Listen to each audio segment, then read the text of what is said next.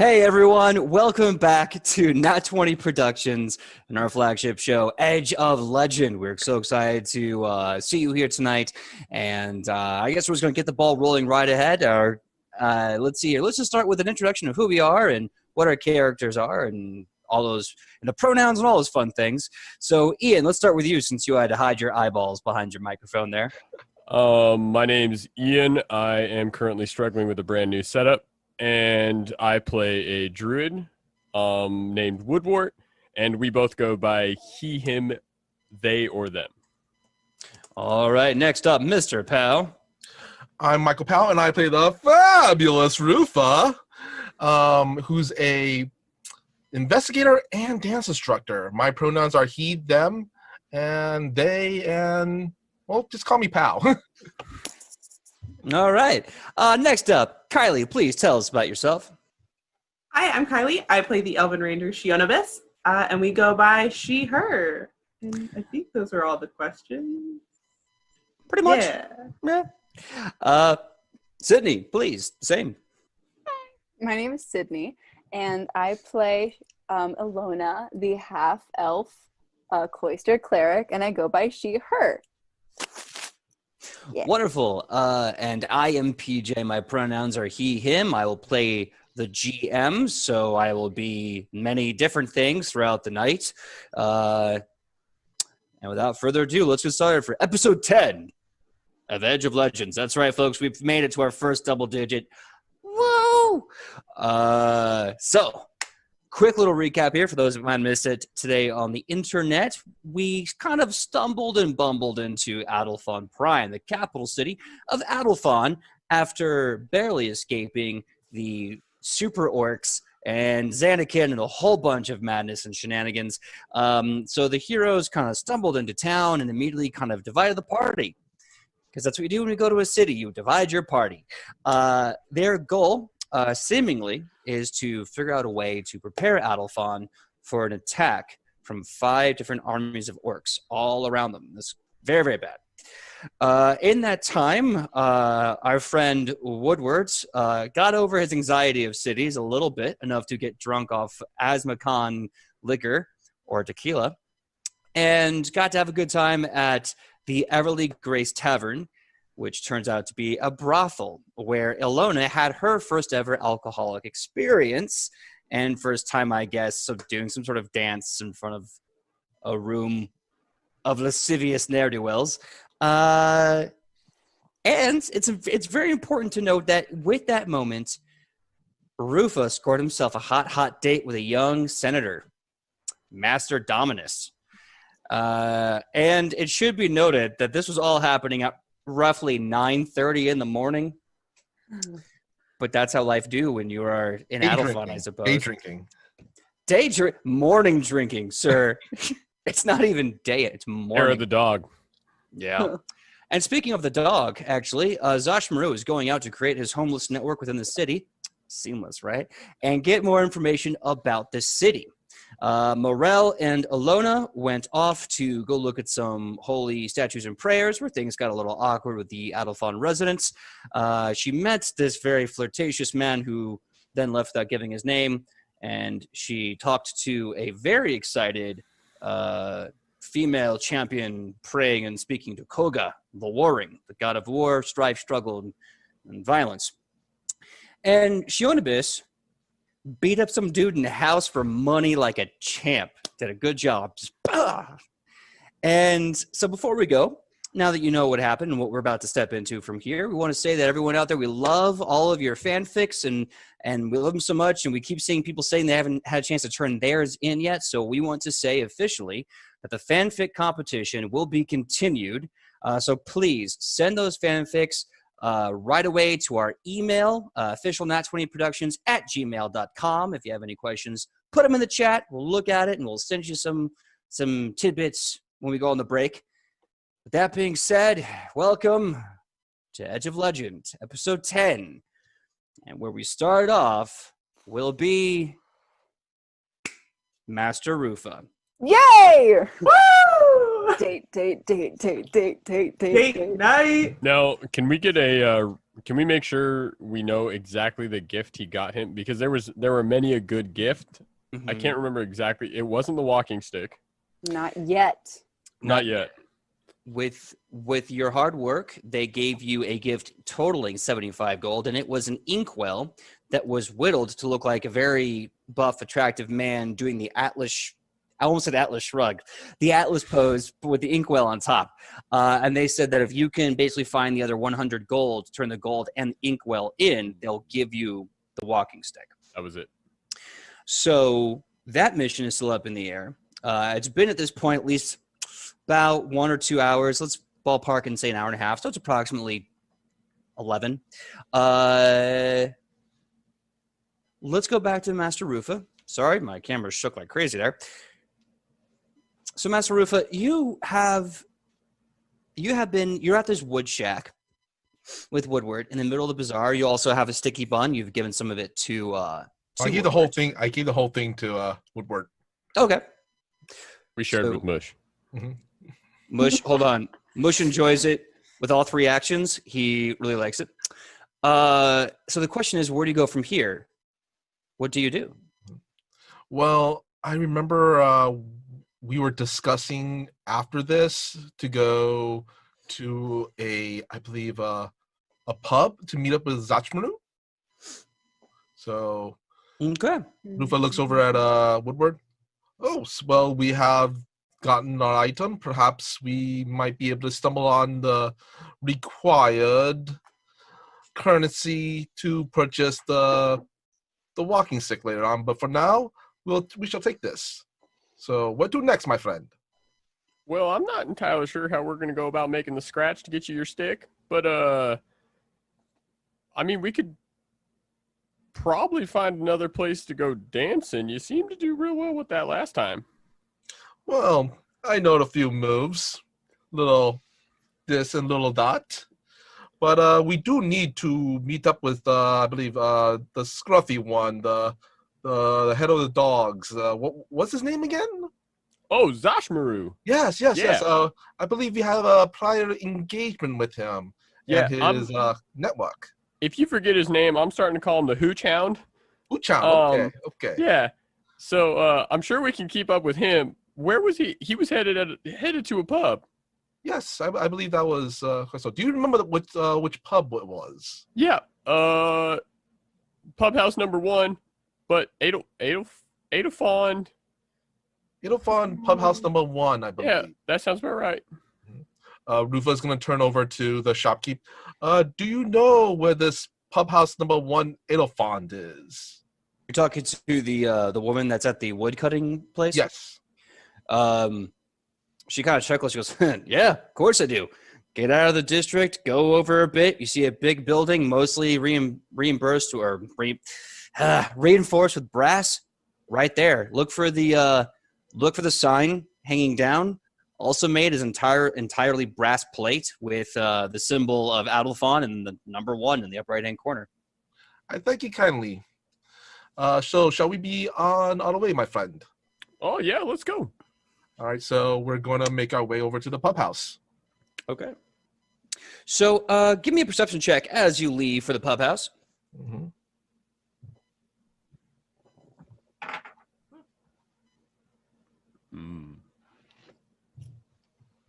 Sweet 24. Damn. It's because I'm frightened. 13. 13. 13 and a 24. Did your mouth wear off? Yeah, that Asmacon buzz is coming off. So, Rufa, regrettably, you don't see or hear this, but Woodward, you notice as you are starting to walk in the direction of the pub house, you start noticing 2 things. One, you notice what appears to be a man in rags, dirty, disheveled, obviously hasn't been cleaned for a while, like whispering to you and waving you down, like, psst, hey. And conversely, you also see in this, I guess you could say, hungover panic, hungover mania, you see the man that you recognize as the secretary of Master Dominus, as he's looking around, like fervently, then stopping and going, oh, and looking around again, and then having a headache and stopping. Let's see. Hey, Rufa. Oh, Isn't yes. that guy over there? He's the one who's getting you your fancy outfit for tonight, right? Oh, yes, I believe so. I believe it is he. I think I've also met the first friendly person in the city who's trying to wave me down. I don't know. I don't want to stop you from getting to your date or nothing. If you want to go talk to him. How about you talk to your friend, I'll talk to mine, and we reconvene in 5 right here. Oh yeah, okay, that sounds good. All right. So I guess we're splitting off. I'm going over to the attendant, and Ian is going over to the mysterious stranger. All right, so I'm going to do a DM roll. Heads, it's a 1d4. Odds, we go with Ian first. Evens, we're going with Michael first, and that's a 4. That's an even. So, Michael, you go to the secretary of one, Master Dominus. The minute he sees you, he looks relieved, but also frustrated. He's like, oh. Hello, my Great. friend.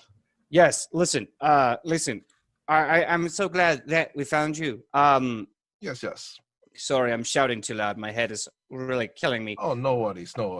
So, there is a small problem with this evening's plan and festivities for Master Dominus's date with you. Ooh, what is the problem? Well, the issue is that we have reserved the entire restaurant, but for some reason, the restaurant is understaffed and may have to close. Ooh. So, the current predicament is that there's no one to serve us at the restaurant. If you can find someone or some people that you know that can fill these voids, then the date can still continue. But as it stands, Master Dominus shan't be at a restaurant that is closed, sitting around like a jackanapes, doing nothing with his life. Sorry, I just projected there for a bit. Do not worry. I think I know a few folks that might help us out, but it might not be cheap. It will require little. Give me a diplomacy check. Guys, I don't want to be a server anymore. When Pathfinder gets too real. Hey, roll. I was really hoping Rufa was just going to cook the dinner himself. Like, if he just That's what I thought. closed down the entire restaurant, walk out from the kitchen like he didn't even show up with a tray in his hand. I got a 22. 22. All right. So the minute you mention payment and all that kind of stuff, you can hear this guy sigh, and he follows up the sighing with yes, of course. Whoever it is that will be doing this will be compensated for their work to the station that they are working at. Of course, I need a drink and a nap, good sir. I really need this to move ahead. I believe, if possible, to advance partial payment, because these folks that I know, they do not come cheap, and this is very last minute. He goes, all right, fine. I will put for the down payment of the first half of their work, and if they do a good job, as you say, they'll receive the other half later when the evening is concluded. And, Schneider shouted, and if Master Dominus is happy with the evening. Okay, wonderful. How about we say 150 up front? Great. Perfect. He reaches, he pulls out an empty bag, puts it away, sighs, reaches into his threefold tunic, pulls out his personal wallet, starts just shelling out these giant gold units, and goes, here's the 150 you asked for. Take it. Thank you kindly. Arrive.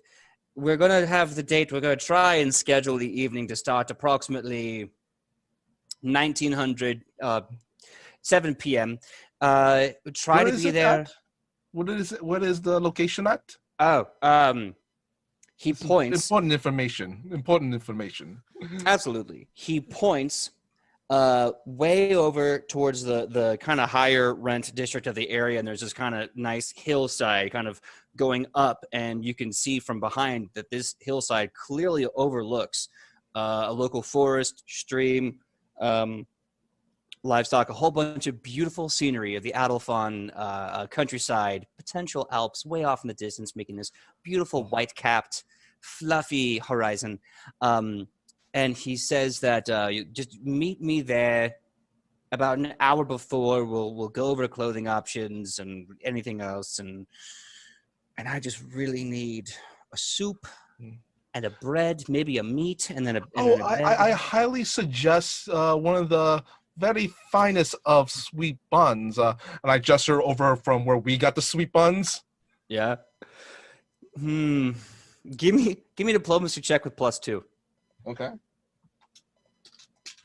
Get those bun boys some business. You thought they could just franchise an Adelphon. 26. 26. Okay, so you mentioned the buns, and he goes, while the idea of sugar in my current state makes me nauseous, they do sound really good. Oh, I'm pretty sure they delicious. could do without the icing. It's very nice. I believe they use a little cinnamon, a little nutmeg. Mwah. That's the best part, though, is that nice, sticky white. Oh, true. I'm going to go. I'll talk to you later. And he runs away. May your ancestors smile upon you. And he just goes, yes, may you... He gives you a traditional Adelphon kind of idiom, which is basically... the hand that is strong by itself is made stronger by many hands at once. And he walks away. All right. So I'm just going to go back to where I told Woodward that we were going to meet up then next. So okay. So with that, we're going to cut straight to Woodward. So Woodward, as this dialogue is happening, you're now walking over to this kind of scruffy gentleman. And he just kind of like, hey,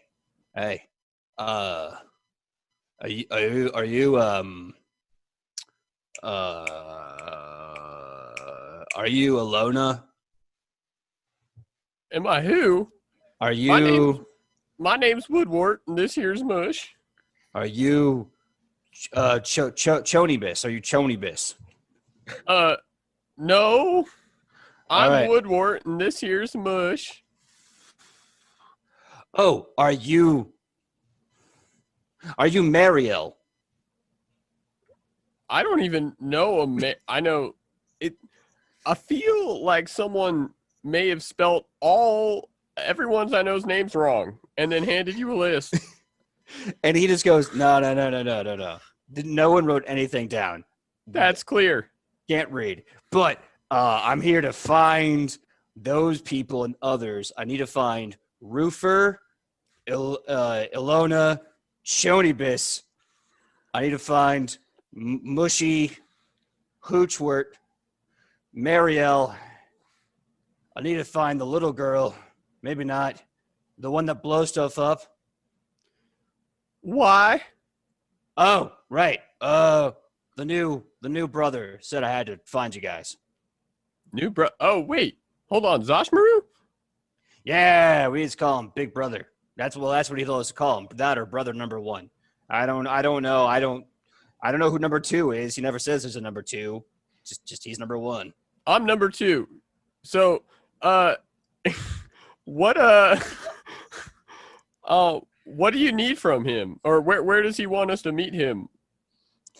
He kind of says, right. All right. So he was telling me he wants to meet all y'all at the big statue where you guys last met, the one that told y'all where to go around the city.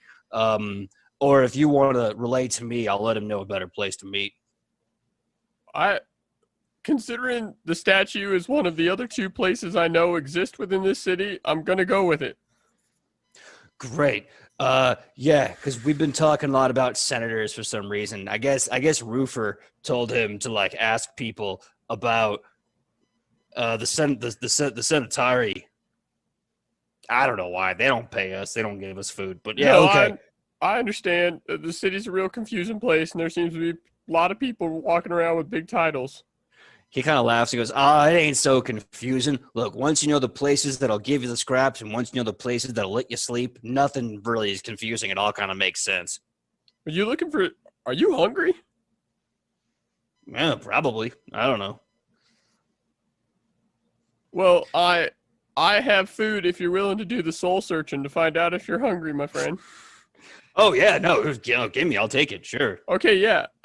Woodward pulls out of his pack some of the dried rations. It's not much, but it's whatever good trail food, I guess, would be considered. And probably some fresh berries he picked while they were out in the forest. He takes it and he looks at it and goes, oh, thanks. Yeah, thanks, man. Thanks. Do you got like some sauce I can put on this? Maybe like a cream sauce or...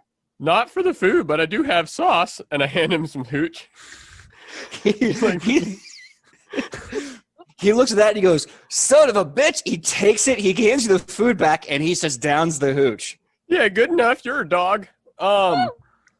Yeah, tell him that we'll meet him at the statue of the last guy who was in charge. I don't know, the one who was pointing places out. And he goes, Rufo know what it's called. He kind of nods his head. He goes, okay, pointer number 1 by the public number 1 house. Got it. I'll let him know. Thanks for the hooch. Oh, and I'm just going to steal this one berry. I like berries. Yeah, he pops it, fine. And he scatters away. Woodward turns around and I guess is ready to meet Rufa. I don't know if we want to cut, but I mean, really fast, if you guys want to, I'll let that happen since you guys are maybe like 15, 20 feet away from each other, and it only makes sense to have last-minute communication. Sure. Are we sure we don't want to cut with us just staring into each other's eyes? That's a part of the fanfic, guys. Romance. Well, what are we shipping here? Friends or more than friends? I don't know. Whatever. We're only on episode 10. Friends. We're friends. Woodward. Good friends. Woodward approaches Rufa.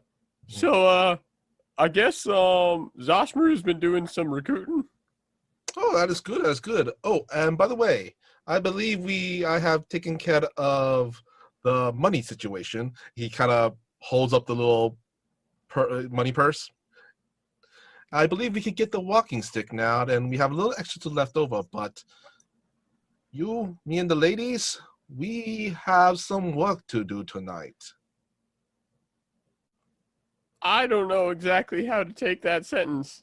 What do you mean by that? Oh, have you ever staffed a kitchen? I've never been in a kitchen. I know campfires. I can cook. It's quite similar, a lot cleaner, but more indoors. Trust me, you'll pick it up quick. Let us be off. Yeah, Zoshmaru said we needed to meet him towards the big guy at the front who had the map and was pointing. Sounds good. That we will get the walking stick and then make our way there. Let's go. Let us be off. And scene. I love the end scene finish there. All right. So that being said, I'm just going to fast forward. So you guys took the money and the inkwell, and you bought yourself this anatomically correct 6'2" muscle-bound stick. Skipping right ahead, Shionibus, so you have been given the money that was promised for the job. Did I tell you how much that was? Do you still have that written down? 175 gold. That is what's up. So you have that money. If you want to, there's 2 more jobs on the bounty boards. You haven't checked in with your team in a while. There's a bunch of the town you haven't really investigated yet. So the question is, what do you want to do in this great big city? Where is the most shadiest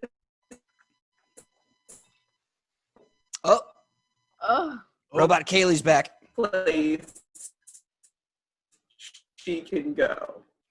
All right, so the shadiest place that you can go. So disappointed in me. Oh no! It's I believe okay. that's a restaurant we're going to be later. That's the shadiest place there is. So, hopefully we'll get you back from the evil hands of Robot Kaylee. It looks like you're back already. Perfect. Give me a society check or a lore local check. Society. Ooh. Oh no. 10. 10. Okay, so with most major capitals and cities like this, it's a safe bet that there is a shady district. City Hall. Oh! No. That's just the most ineffective place in the city. Oh! They said it, not me. So you can bet that, generally speaking, most of the really bad places in the city are the ones that are the most industrialized, the ones where there's most work going on, and one that is farthest away from capital buildings and buildings of government infrastructure. So basically, when you find a guard station, go the opposite direction as far as you can and see what you find. She's familiar with that. Oh, yeah. She's like, oh, guards. And the guards are like, "Oi, is that?" No, don't talk to her. She'll just punch you in the throat. Just walk away, mate. Don't make eye contact. Just So assuming you mosey your way down to like the bad district of this town. Okay. So right away you can tell that this is like maybe not the best place because all of Alfond looks very clean, very pristine. The marble everywhere is just like flawless and shines in the sun. And now everything has a texture when you look at it. It's like this kind of dirty, gray, just something about it looks like it hasn't been really well maintained. Like it's still the same marble, but like when you look at it, you can feel greasy. I like it already.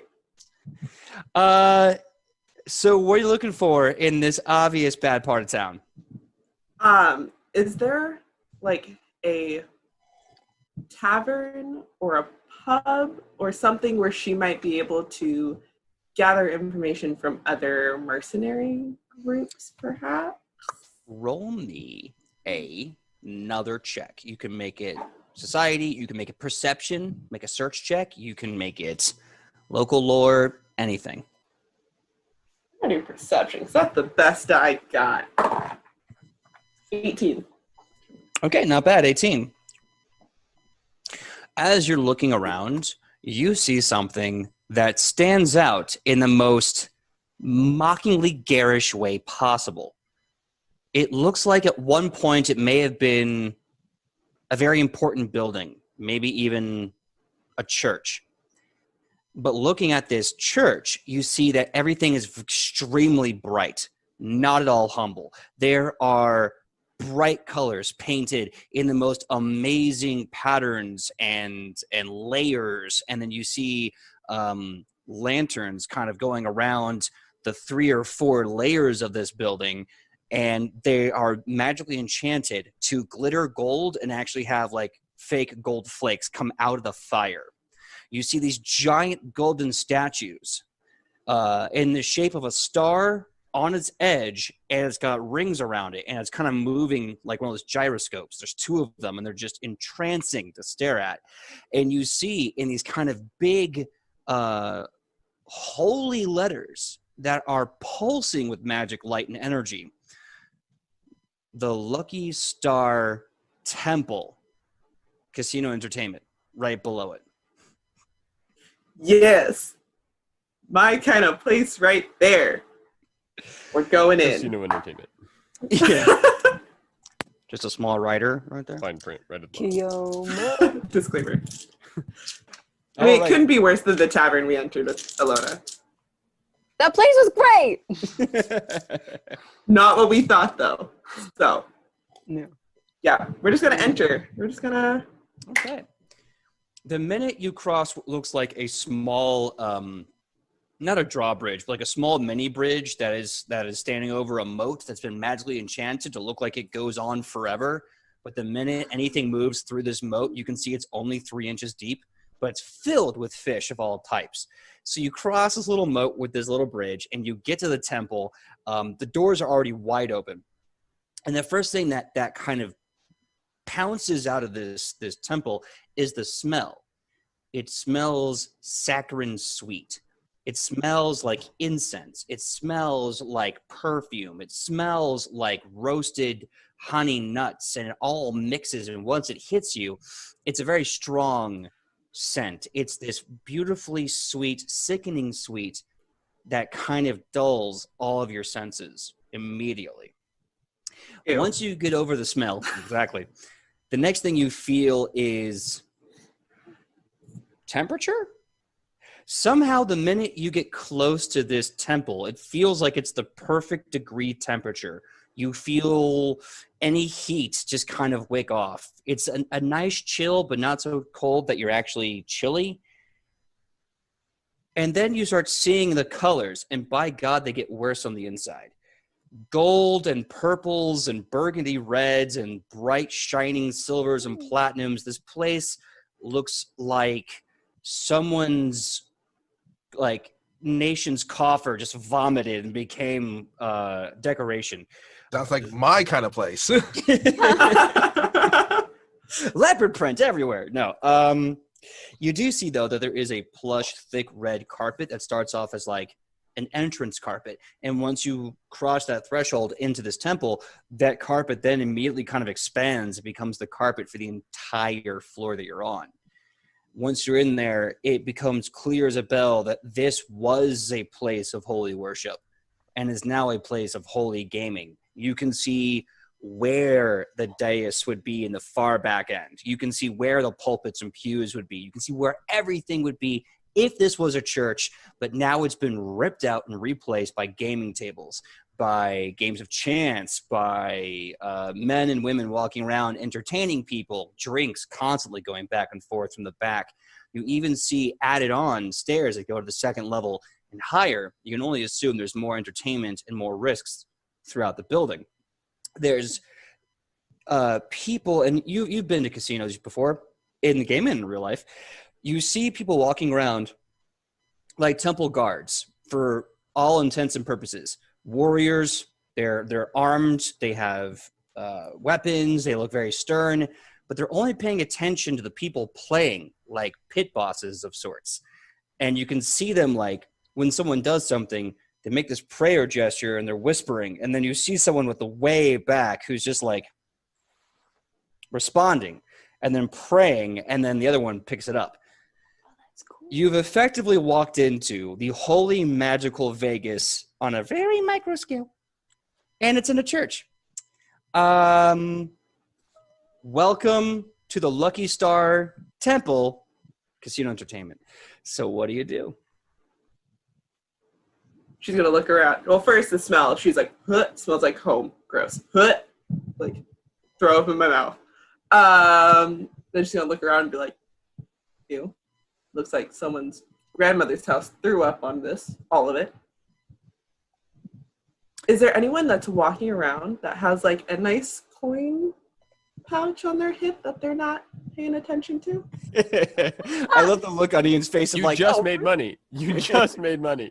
Like, Ian, we're broke. I'm broke.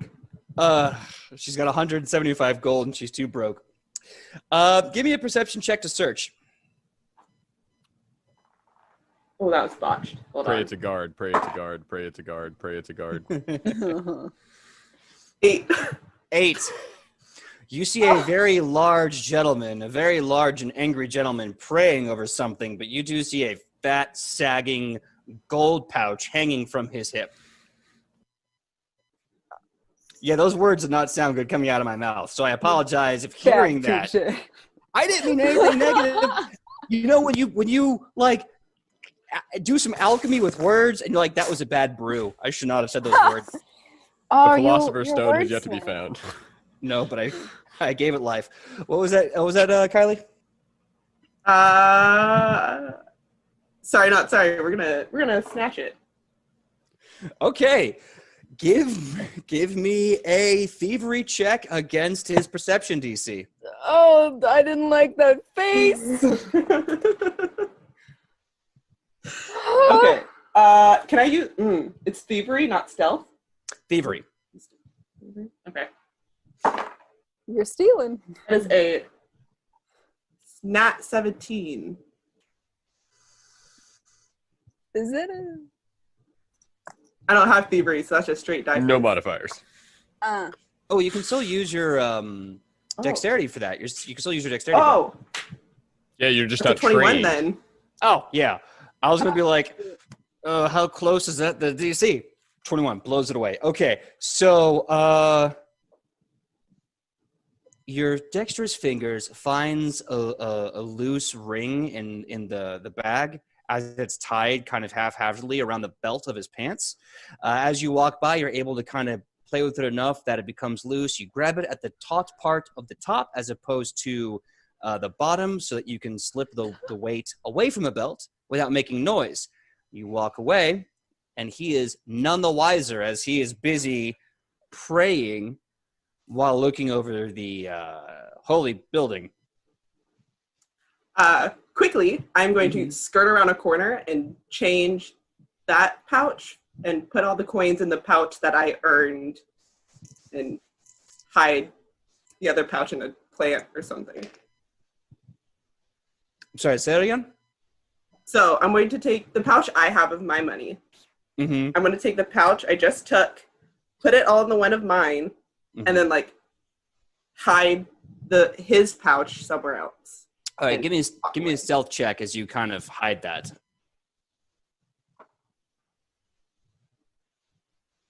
21. 21.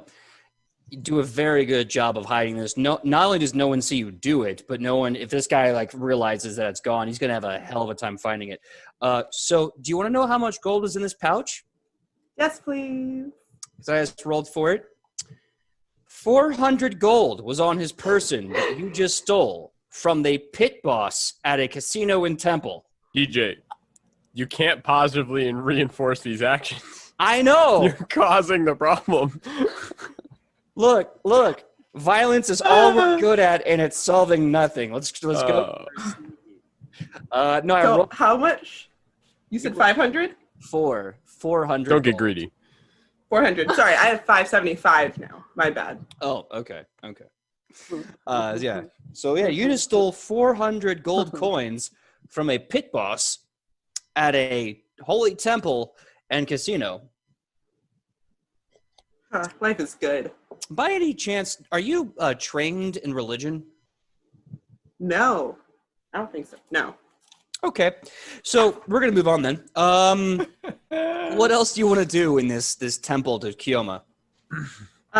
We're gonna go to the bar. Oh, hold on. Does she? I can't remember. Does she know about the Ice Queen and You that did? whole I believe you did. Wait, do you know who she is, or do you know about the name? about the name? Were we all there for that conversation? We all had a discussion. Okay. Yeah, I believe you heard it once or twice. Perfect. We're gonna go to the bar then, Mm-hmm. and we're gonna chat to some patrons. Excellent.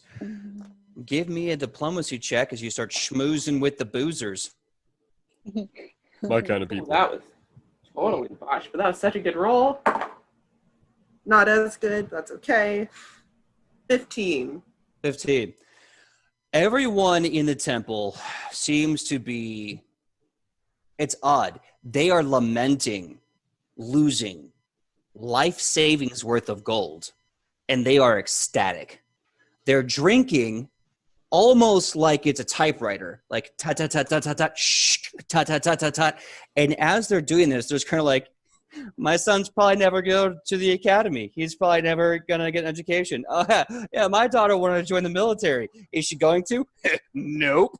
Oh, I've lost all my money. This is truly a tragedy of the era. This will break our lives for good. Oh my God. As they're as they're discussing this, they suddenly stop and almost kind of part when you get close by. And once you pull up there and you start having this conversation, hearing this, you suddenly see the woman serving kind of leave. And this gentleman walks by and kind of puts his elbows on the table and leans forward and he goes, "Hi there. How are you doing this evening? Welcome to the Temple of Choma. How could I possibly help you this evening? I just wanted a drink. Oh, you want to drink, Kind did of looks you? around. Yeah. Is that a problem? Oh, no, of course it's not a problem here. You're at the Lucky Star Temple Casino Entertainment. If you want booze, well, my lady, for you, it's absolutely free on the house. As long as you play and gamble and enjoy the environment, you're more than happy to drink for free. Well, I'm not playing, so I will pay for my drink. Thank you, though. Oh, but then there's the rub, isn't it? You've been playing here since you got into my temple. I don't think so. I think you have though, haven't you?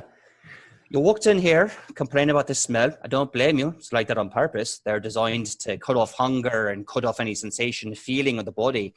You hate them with decorations, which of course is designed, again, on purpose, designed to make you refuse your surroundings. You lose track of time and you lose stock of how long you've been here and how much gold you lost. I've been making fun of my patrons, been making fun of their losses. Now that's just a shame. They lose bad. Fortune, as it seems, wasn't very kind to those today. Well, then looks like I do get the drink for free, don't I? Hey, I think it's only fair and good fortune that I gave you drinks for free.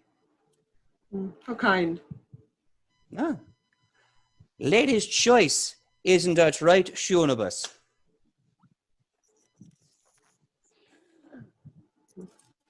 I'll just have an ale. Thank you.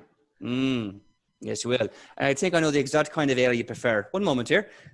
He reaches under, and it's about this time you realize this gentleman has something very interesting about his appearance.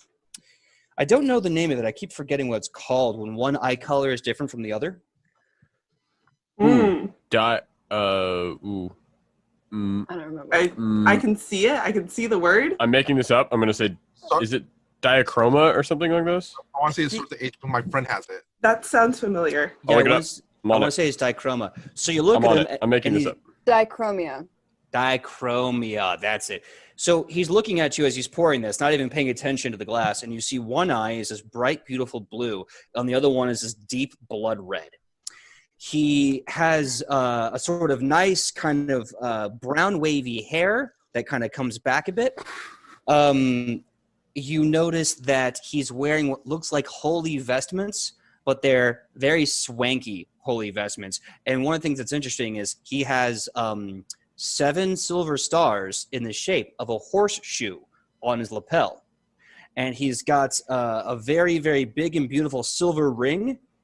And as you're looking at the ring, it looks like it's not a skewed heart. It's something round and bulbous with a point. It's weird. I know you're not trained in religion, but if you're lucky and roll high, I might give this to you. I'm really scared now. I love that all chat's telling me to run. Mm-hmm. And we're also very wrong on the thing. Heterochromia iridum is it, and it's usually self-diagnosable. Thanks, WebMD. Who would start with an H? I love it. It's self-diagnosable. Yep, my eyes are weird. Dichromia is also, though, is a whole totally different thing. Oh, okay. My bad. So what was that roll, Carly? Not a It doctor. was so close to being good. That's a 7. That's a 7. You just look at this guy and you go, boy, you got style for days. Oh, man. So I'm so nervous. eventually he puts the ale on the table, slides it up, and he says, now I bet gold to buns, that's exactly the kind of ale that you prefer right now. She's not gonna drink it anymore. That's for sure. So You're probably right. It's popular, so most people do. What was that, PJ? I was going to ask, so you're not drinking it. Are you sliding it back, or are you just kind of staring at it?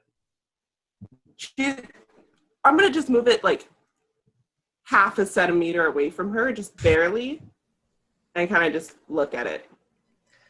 The minute you do that, he puts his hand on top of your hand and looks you right in the eye. And he says, I'd never force anyone in here to do nothing that they wouldn't already want to do. Because after all, what's the point in gaming if you don't want to play? But you earned that ale when you stole from me guard over there. So, please, you earned it.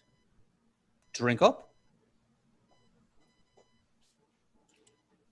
She's going to take it by the handle. And before drinking, what's your name? He looks at you and he leans in and he says, folks around here know that my name is Felix Chance. But, you know, what's in a name? And how do you know mine? It's written on your face, clear as crystal. Plus, I had this keen little, I guess you could say, perk of being the head manager of this establishment. Everyone that comes walking into my temple, I am blessed with the knowledge and forethought from my dear God, great Father Kioma, ever be the good graces, ever be the dumb luck. That when you walk in here, I know your name, height, age, allergens, things you like, things you don't like, things you will gamble on, things you won't gamble on, and of course, how much money's in your pocket when you come and when you go. That's quite a feat you have. But I'm not really into the whole gods and goddesses and stuff. But I'm sure you already knew that. He looks at you, he picks up his own little ale and he goes, it's really a shame that you're not into gods. They're very into you. They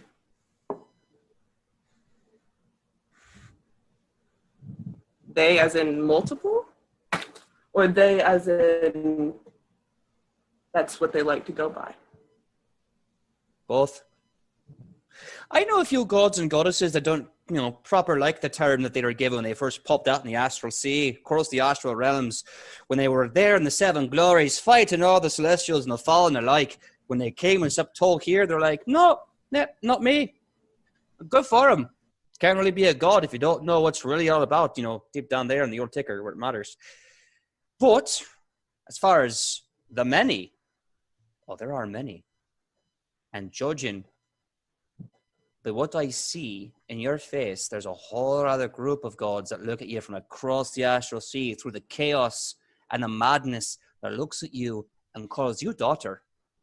Probably people you've never considered reaching out to. So she's just going to keep a smirk on her face, but inside she is fuming at this point. And she's just going... Keep going. I'm sorry. I'm to just throw the drink back and just slam the tankard on the bar table and then just slide it back to him. He stares at you with a coy smile on his face. He looks at you like someone reading a note. And then he says, I'll tell you what. Let's play a game. Stakes are very clear. You win. I double the money you stole from my guard. Gave you a winning bonus. And tell you whatever you want to know.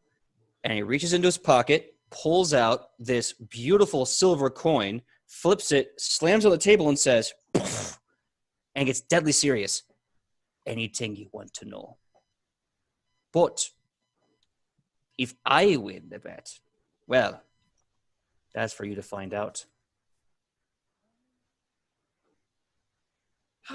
You drive a hard bargain, but, I'm not into playing games that I have a good chance of losing. Out of character, I apologize for this. He starts sliding. No! He slides a coin back and he says, it's a shame. Awesome Ra was more keen on taking chances than you were.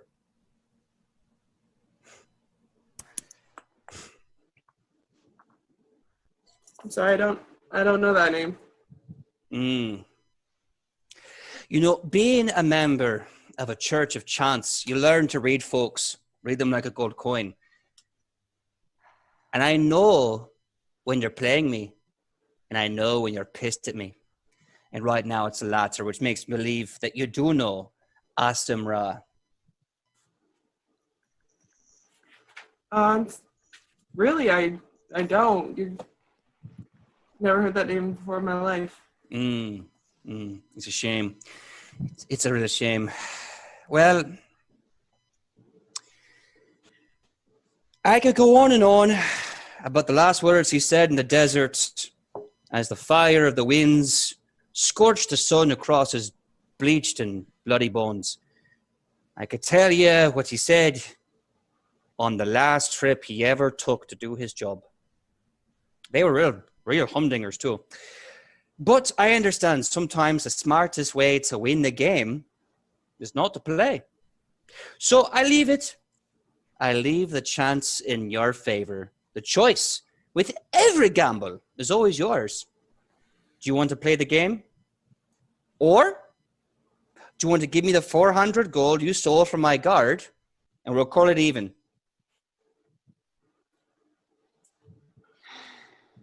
So no matter how much she doesn't want to show it, she like visibly like shaking, at least her hands are, just like ever just so slightly. She's like, fine, I'll play your stupid game. Ooh. The minute you say that, his eyes glow. His ears almost turn cat-like, and his smile becomes Cheshire, and his teeth start to turn from a normal color to a bright silver. And he kind of starts to grow and haunch a little, and he says, perfect. Let's play the game. Such a mistake. So, the first round of this game is going to be very simple. He picks up that silver coin. He says, this coin has two sides, right? He shows you heads. See, that's the face of Chioma, the god of fortune and luck, both good and bad. Turns it around. He goes, and this is my emblem, the lucky star. 7 of which is needed to actually complete the lucky pentagram of good fortune, or in my case, dumb fortune. And just like fortune today, you're going to have to be dumb lucky to win. But we're going to flip it. Call it in the air, blind, just like my luck. If you get it right, we'll pass on to the next round. Gamer's choice. If you get it wrong, I win immediately. I mean, that sounds like 1 out of 2. I believe it was 100 on each side to be 50-50. So he takes the coin. By the way, the coin is like the size of his palm. And he goes, all right, rules are simple. Call it in the air or call it in your hand. Either way, you have to call it blind. Are you ready? Should have known I was playing with the god, but ready whenever you are. And he smiles and he says, not a god, just a friend to him. Flips it up in the air. And this thing just wings, and it seems to almost hover in the air way longer than it should. And Felix just has his hand out, and he goes, your choice. Call it in the air, call it in my hand.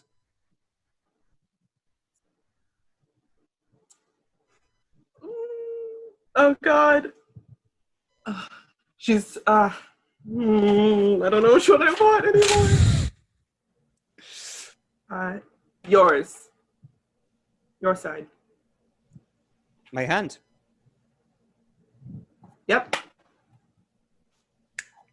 With a snap, the coin stops spinning, comes back to gravity, lands in his palm, slams it opposite side down, and then again, like an angry Cheshire cat, his red eye and blue eye are glowing, and he leans in and he says, call it heads or tails.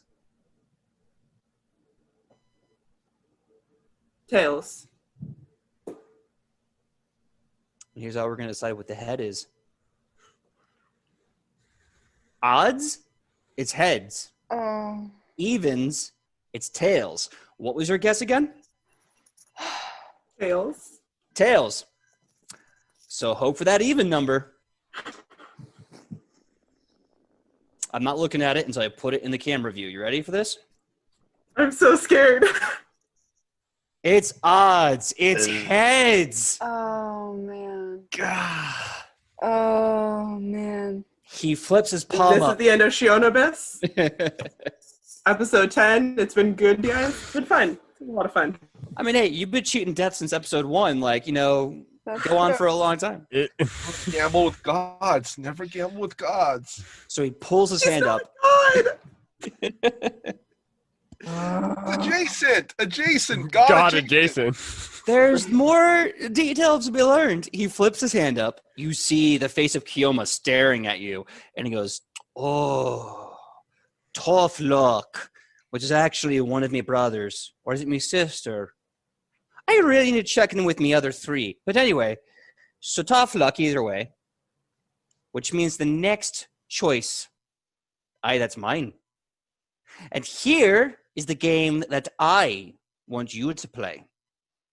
You have until the next morning to give me 3 holy artifacts. Or you have until morning to do 3 tasks. And I ain't going to tell you what they are until you agree to the game. But here's where things get really interesting. You complete the 3 tasks as I say. You win full stop. You get everything I promised. But if you don't, then I win automatically.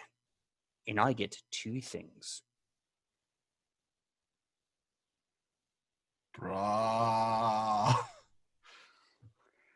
You've lived for Deal. over 1,000 years. Why stop living now? God, I think you're right. Ozumar was into taking chances, wasn't he? Out of character, did you say Awesome Ra was about taking chances? Mm-hmm. He smiles and he says, "Aye. Oh, that good bloke took every chance he could until the taking got bad."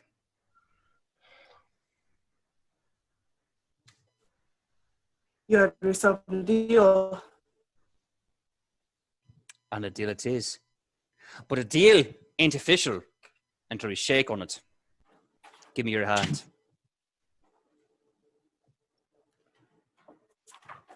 This is where I die today.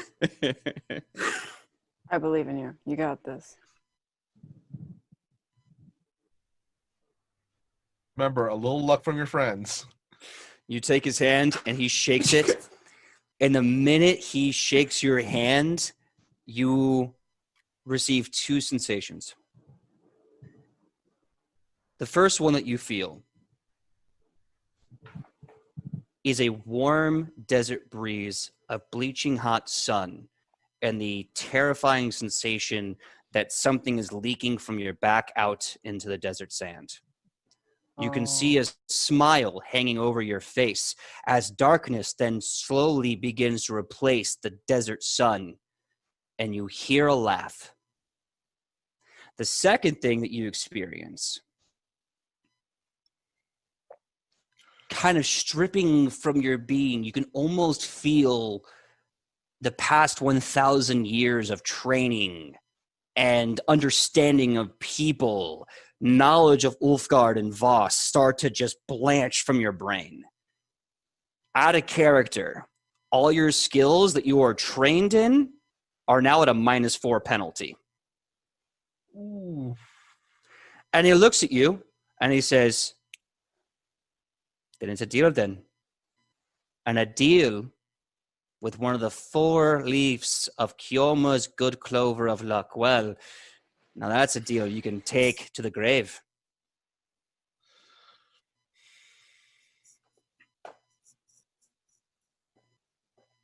You played a good game.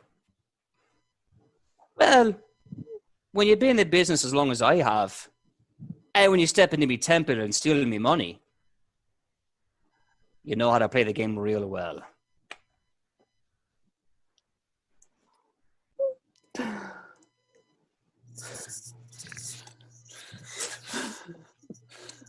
So, and from there, he gives you your task. Okay. You have to choose 3 holy artifacts or 3 tasks. What's your choice? And once we make this official, we're going on to Ilona and Morel.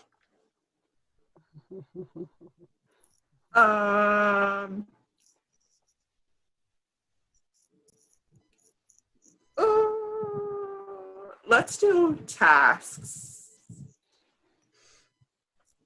All right. Yeah. So the 3 tasks that he looks at you and that you ask that he looks at you and he says, here are the 3 things that I need for you to do as part of your game until the next morning sunrise.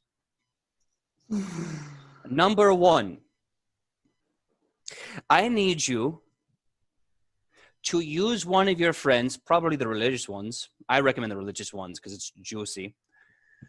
To profane one of the many holy places in the Righteous Mile. I'm not a fan of the fact that Shioma's not there. I recommend Osmat. Yeah, he's full of piss and vinegar, being, the head of all the gods. But quite frankly, I think the big bloated lizard needs to get knocked down a peg. Your second task. There is a woman in town. Oh, there's a woman indeed. I believe you know her by the name, the Ice Queen. I want you to tell her every last detail about your good friend Larry and Boss. And thirdly, the third thing that I want you to do before the rising of the sun, I need you to bring me. Oh, let's make it real interesting here. Bring me the ring finger of an important person in town. Anyone you want, but it's got to be the ring finger. And why is that? Because you see this ring I got on my finger? Well, the finger's getting old and it smells a bit fierce and I've got to replace it. So I figured 2 birds, 1 stone, yeah? So, and I should say, the finger stipulation has to be willingly. I mean, if you just chop off any bloke's finger, I'm sorry, that's easy for you. I've seen what you do with that bow. Hell, I see what you did that one poor guy's throat breaking into that house. Violence is something that you excel at. And if I gave you tasks that you were good at, well, they wouldn't be tasks from an avatar of the god of luck and chance now, would it? Guess not, no. Good. So that's everything. No receipts needed. Contract is binding by hand, and of course, word of mouth. You are free to go with the money. If anyone tries to stop you, just tell them Felix says it's going to be all right, and we'll move on.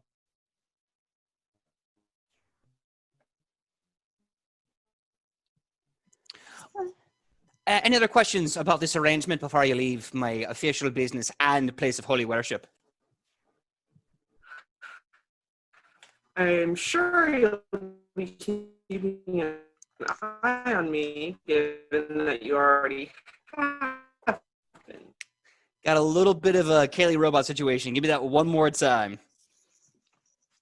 I assume...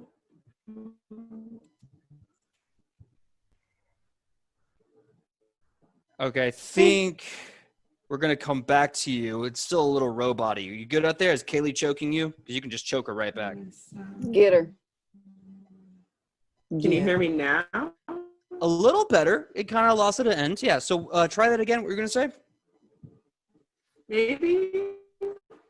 Maybe.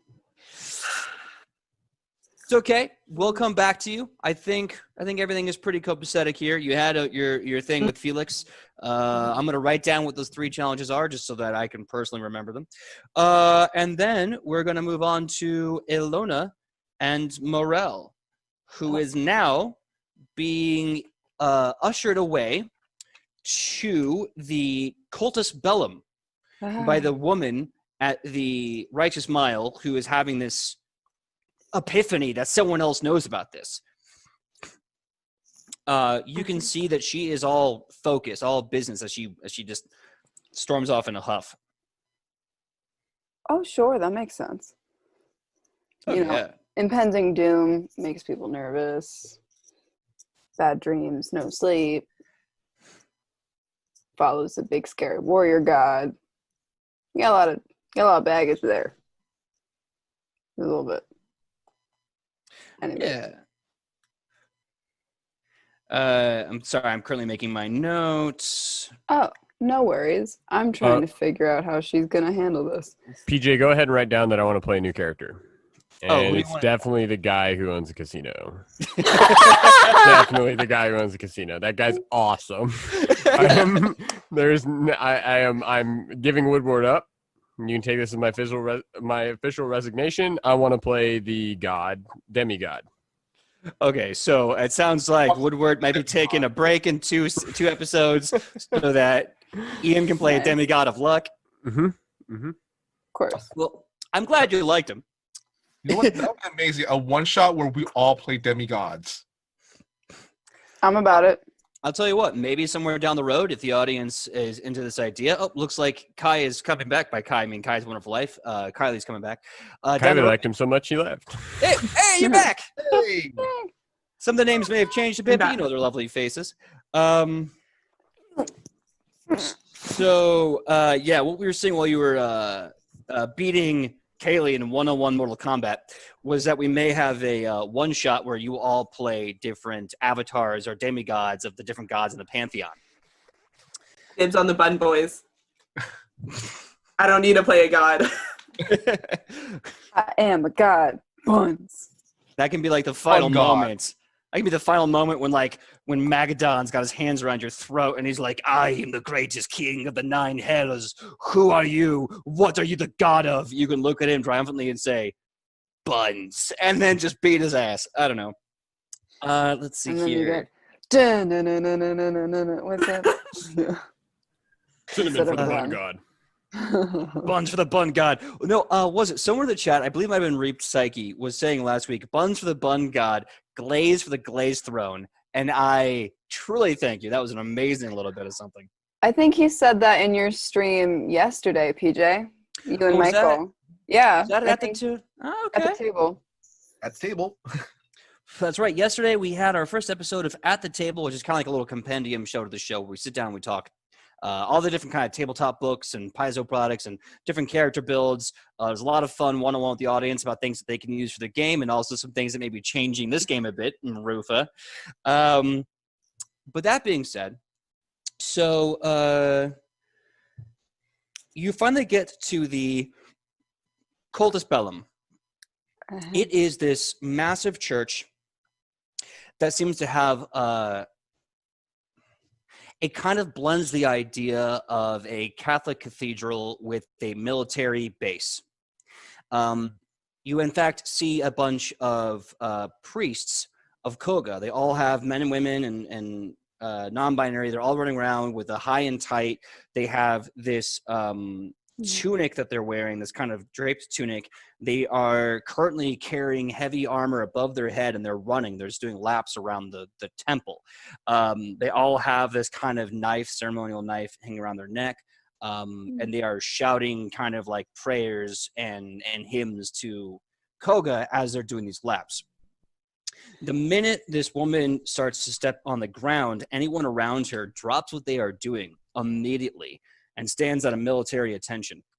And as she does, they address her as Magistra Bellona. So she walks in and they're like, Magistra Bellona! And she's like, at ease, I'm here on official business. And they're like, do you want us to prep the peace talks area? No, this isn't business. This is something else. And they're like, understood. Magistra, should we get back to daily physical training? And she's like, I never told you to stop. Pick up your armor right now. And she starts yelling at them. They drop. They do 20 push-ups. They get back up. They put their armor above their head, and they start huffing it, reciting hymns and prayers from the Astrogenicon. She eventually gets into the building, and you see a bunch of priests and champions all throughout, all with the same military uniform haircuts. This place looks like, once you enter the Cultus Bellum, you see the most breathtaking display of weapons hung up on the wall. Each weapon is sealed by kind of wax with a holy symbol of Koga, which is his hand gripping the sword by the blade. And you can see these long parchments with blessings and verses. Casually looking on them, a lot of them repeat this phrase that, and he saw the steel and saw it good, so he blessed it, made it strong, and made it sharp. And it's all over the place. You see this giant holy symbol way in the back, kind of being propped up on what looks like a holy dais made of crude weapons that have been fused together. You see people praying and then taking their knife out and just kind of making a small cut and just kind of letting it bleed. They're not like bleeding onto anything. They're just letting it bleed. And you see people of all ages and all genders here, the same military efficiency. The colors here are very drab. Stone, everything made of stone. The rug to walk on to come in here is kind of this grayish black. The lights are just ambient light coming through the windows. There's no torches here. And it is very rank and file. Left and right, each side is a hallway, very geometric. She eventually takes a sharp right turn. You start noticing, though, as she enters, everyone there nods or stands and salutes her. Eventually, she takes you to this room. And in the room, there's this large, heavy metal door. She slams the door behind you, and she sits at this desk that is made entirely out of hewn stone. And behind her is, again, the holy symbol of Koga. However, it is a gauntleted hand, and inside, you can tell, is a massive blade, but one that's actually sharpened. If someone could lift this probably 8 to 9 foot sword, they would have an actual functioning weapon. And she sits behind a desk. She motions for you and Morel to sit down in these chairs that look like they're... The attempt at being comfortable was only done as a gesture. They look very, very uncomfortable as a stark reality. This will not be a fun sit. Darn, I love my sits. A good sit is all we look forward to. I just love just taking a sit anywhere. Yeah, especially after the last scene. I think at that point you might sit your pants. I really believe you do. Nice. That was good. Okay. All right. Do you have anything to say to Magistra Bellona before she starts saying anything? I like your sword. She looks at you and she goes, "Thank you. I got it when I became Magistra." Oh, is that a big deal? Extremely. It means all these people are my people. It means that I passed the final trial of Bellona and that I've become Magistra Bellona. Wow, that's amazing. Yeah, at first I wasn't going to get the job. I tried to tell them that I was born to be this role, that I proved myself time and time again, that I was blessed by Koga. They said that only a woman could be Magistra Bellona. And see, at the time, I didn't look like this. I looked different, okay. if you will. And I had to take the trial. And at the very end of the trial, I had to grab the blade of Koga. And if I was Magistra Bellona, then I would be approved. So I grabbed the blade. And for the first time in history, they saw that I was right, that I'd always been Magistra Bellona. But just took some extra proving. Sometimes you just know. Sometimes you always dream, and sometimes you always know. That being said, I don't recognize you or your Acadian friend here. And I understand that this dream that I have, you said there's something about it. You've seen this dream too. What have you seen in your dreams? Well, here's the thing. I am not necessarily dreaming. A few days ago when I traveled to Adolphon and I met my Acadian friend here, the town of Cobbledale was viciously attacked by an army of goblins and orcs banding together. And ever since then, I've been traveling with a group of randomly assorted strangers while we try and get to the bottom of what's really happening. And unfortunately, what we have discovered is a lot worse than what we could have ever imagined. What did you discover? Well, we stumbled upon one of the army's headquarters, which is in the quarry not too far from here, that Cobbledale gets most of their stone from. There we had a run-in with someone we read about in a bunch of notes we found in other camps called Champion Xanakin. And he basically explained, not to us, but that orcs are upset with their treatment from humans, and they're unifying from all over the world to plan world domination with the help of the goblins. You can see her kind of looking around the room, taking in this revelation. So orcs And goblins. and goblins. Is it one orc tribe? Is all of one orc tribe? Like I've never heard of all of one orc tribe banding together for a single goal. So from what we can tell so far, the main perpetrators are the Black Spear Orc tribe. We know that they are trying to get other orc tribes on their side, but have not been successful so far. However, we know that their numbers are great. And currently they have 5 armies surrounding different countries around the world. Bloody be the steel. That must be the dream I had. Koga clearly has given me a vision of what is to come, which always with Koga means destruction. All right. So what you're saying is do you have any proof of this? Do you have any tangible proof that these armies are marching here? I mean, if you want to, yes. Yes, I do. I do. On the outskirts of town, they've created these unfortunate creatures. They're gigantic orcs that look like they've been compounded by thousands of souls. We have 2 just outside of the city. They're buried up to their knees in dirt and soil. So if there's any proof, that would be it. If it is a weapon, if it is a creature, it's not safe to bring into the city. I'm going to need something tangible that I can actually present to the Senate. I think my friend still has some notes. Who's your friend? His name is Rufa. And I have a few.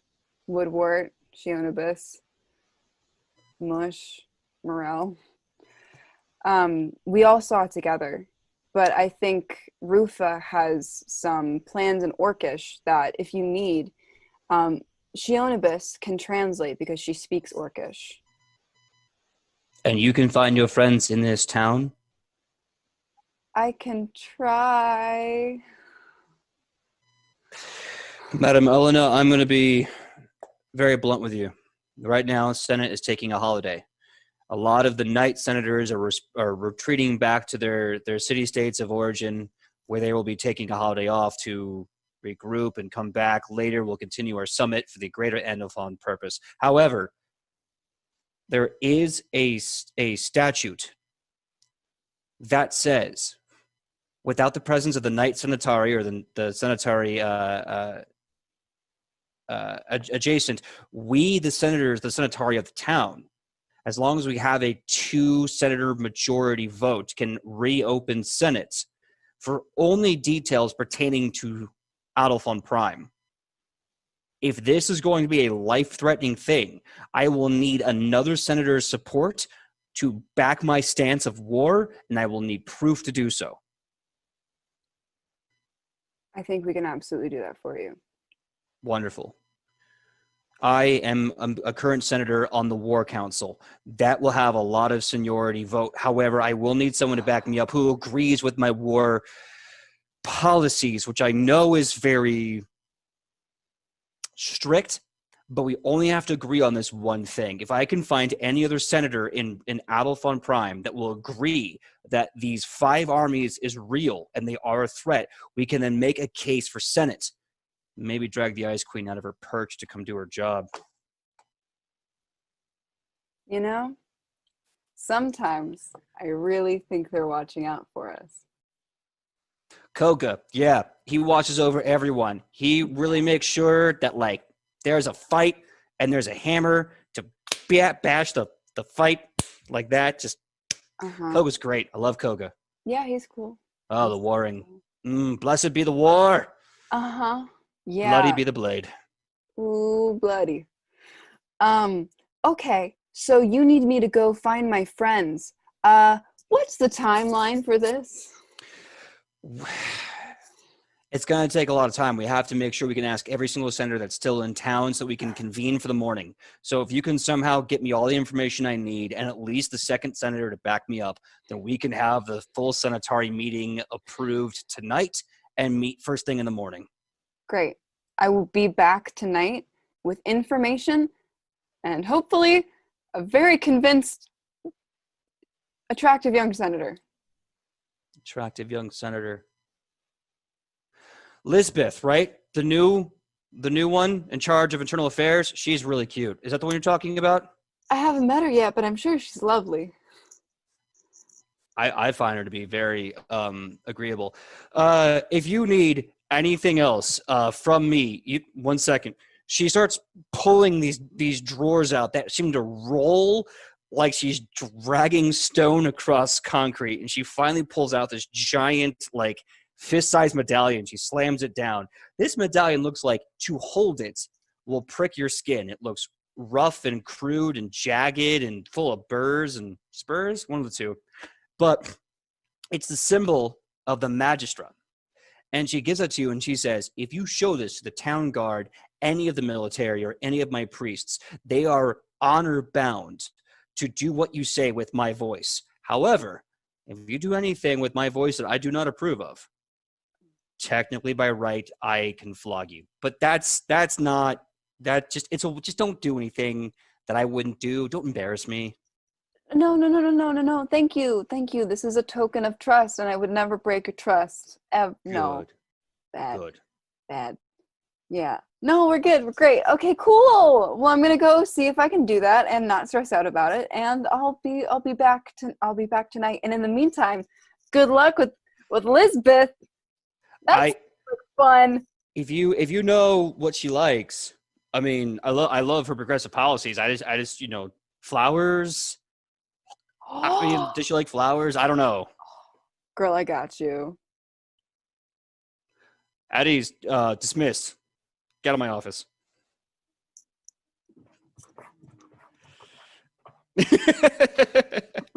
As Sidney awkwardly leaves frame. Before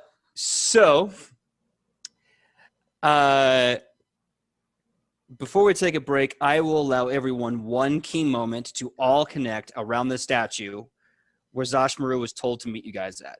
Now, I want to say Woodward and Rufa, you're off to public house number 1, but the good thing is that public house number 1 is right where the statue is.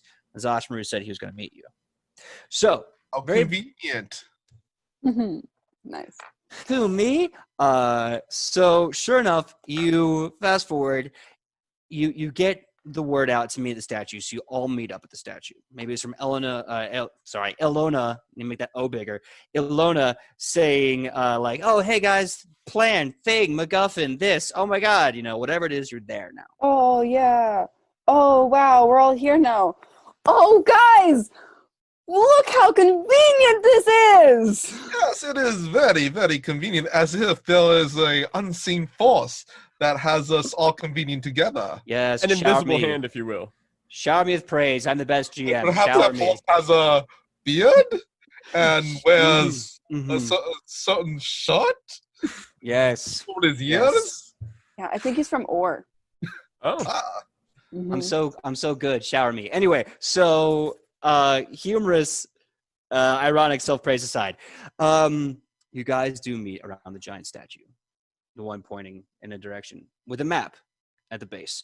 You do see Zashmaru kind of standing underneath it, kind of looking around, bored, kind of sneaking nips out of his hooch as he's sitting there. He's got a few of the town locals kind of squatting on the ground, is kind of sitting there, kind of splayed out, bored. And he looks at you and he goes, boss. Oh, it's good to see you. Me and the boys been sitting here for like easily too long. I didn't think to keep track of time. I figured you guys are going to be here soon. So here you are. So, intel time. How can I help you? Let's trade some details. Yes. Hello, my scruffy dog friend. We have, me and my friend Woodward here, we have gathered some very useful information and secured a bit of funds. Tinkle, tinkle. Good, because I ain't working for free. Please, continue. We do know that we are trying to get an audience with this Ice Queen. And we might have secured a way with that rendezvous with the senator. I've been hearing a lot about this date. Yes, Everyone this Master Dominus, I believe his name is. Yeah, Master Dominus, Master Cassius Dominus. Good on you, man. We real quick. We're all here, right? All of us are here together. Yeah. Okay. But there is one hitch in this little pun. I will need some assistance with the kitchen and the staffing of said restaurant. Well, I mean, you're out of luck there. Me and my boys, we're not allowed anywhere in those kind of fancy places. I think they'd take one look at us and tell us to walk away. Yeah, I'm with them. That's right. Hey, word on the street is you're my number 2. Yeah, I just kind of claimed it, but I'll take it. Hey, a dog ain't got nothing if you can't piss on it. You're number 2, man. Well, perhaps what we will require your assistance. And Rufa looks over at Alona and Chonibus, and as well as yours, if you do not mind. This rendezvous with the senator is quite important to our collective mission. Listen, I'll do anything to help. But I got some pretty big stuff I gotta tell you guys, like now. Also because I have to pee. Then by all means. Amazing. Okay, so Morel and I met this wonderful warrior champion that is a champion of Koga, who's a war god, and she's a senator too. And I told her about everything that was going on because she's been having some really rough dreams about the Green Army. And I was like, yeah, the Green Army is real. And she's like, do you have proof? And I was like, my friend Rufa has proof. And then she's like, okay, well, I need the proof. And I also need one senator to be on my side so we can call Senate because everybody else is pretty much gone. And I'm like, wow, what if we could get Master Dominus on our side so he believes that they're stuffing the Green Army? And she's like, oh, that's such a good idea. You should do that and come back tonight and give me all the details. And I was like, okay, I can do that. And that way, she's like, maybe the Ice Queen will come out of her tower. And so we have the Ice Queen too. The Ice Queen that'll be there. Looks with the arched eyebrow. That is quite a lot. Yeah. So yeah, so Sionovus is like not. Sionovus is not like involving and just like kind of like almost paler than you, like tan but pale tan. You like know what I mean? Yeah, like still like the skin tone, but like this kind of sickly wash over it. Yeah. Mm-hmm. She's just not having a good day, and she's like not really paying attention. Like she'll like nod like occasionally, but like definitely mind is not on what we're talking about, whether she can hear you or not. There's a lot of stuff to do before morning. So much stuff to do. Well, it seems that our fortunes are aligning and our tasks are intertwining. Oh, Chilibus, my friend. You seem troubled. Huh? Sorry, What troubles you, my friend? oh, nothing, met a god, maybe. Owe him some favors. That's Ooh. so if the Ice Queen's there, I kind of have to talk to her about something. But Jonibus, yeah, you met a god? yeah, it's not. I don't want to talk about it. Okay. Here's a little advice: never take a deal with a god. It gets quite messy, and especially in the stories that I've read. You know what? Yeah, I think she I'll knows keep that in mind. Okay. Well, if you need help, we have a lot of stuff we got to get to. But Yeah, we can help, because otherwise that's a lot on your shoulders, and that's not fair. yeah. I actually have something for you if you want to talk about it. Something Yeah, later. sure. Yeah, I'll help out. I love helping. Awesome. Great. So let us, as they say, put the cards on the table.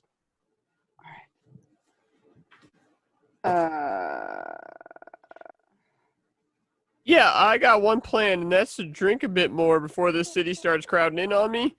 But we got other stuff to settle now. I feel like we're getting a lot on our plate all at once. Yeah. Let's do it like this. Okay, your date is early in the Rendezvous. Yeah, your date's early in the evening. Hey, So we tackle date first. We get Master Dominus on our side. We tell him about the Green Army. So first we do fun date, and then we help Shionibus out with whatever she needs to do, and then we go to my friend that I just made. Sound Yes. good? A busy evening, but it will be, how they say, Comedy errors. productive. Oh, That too.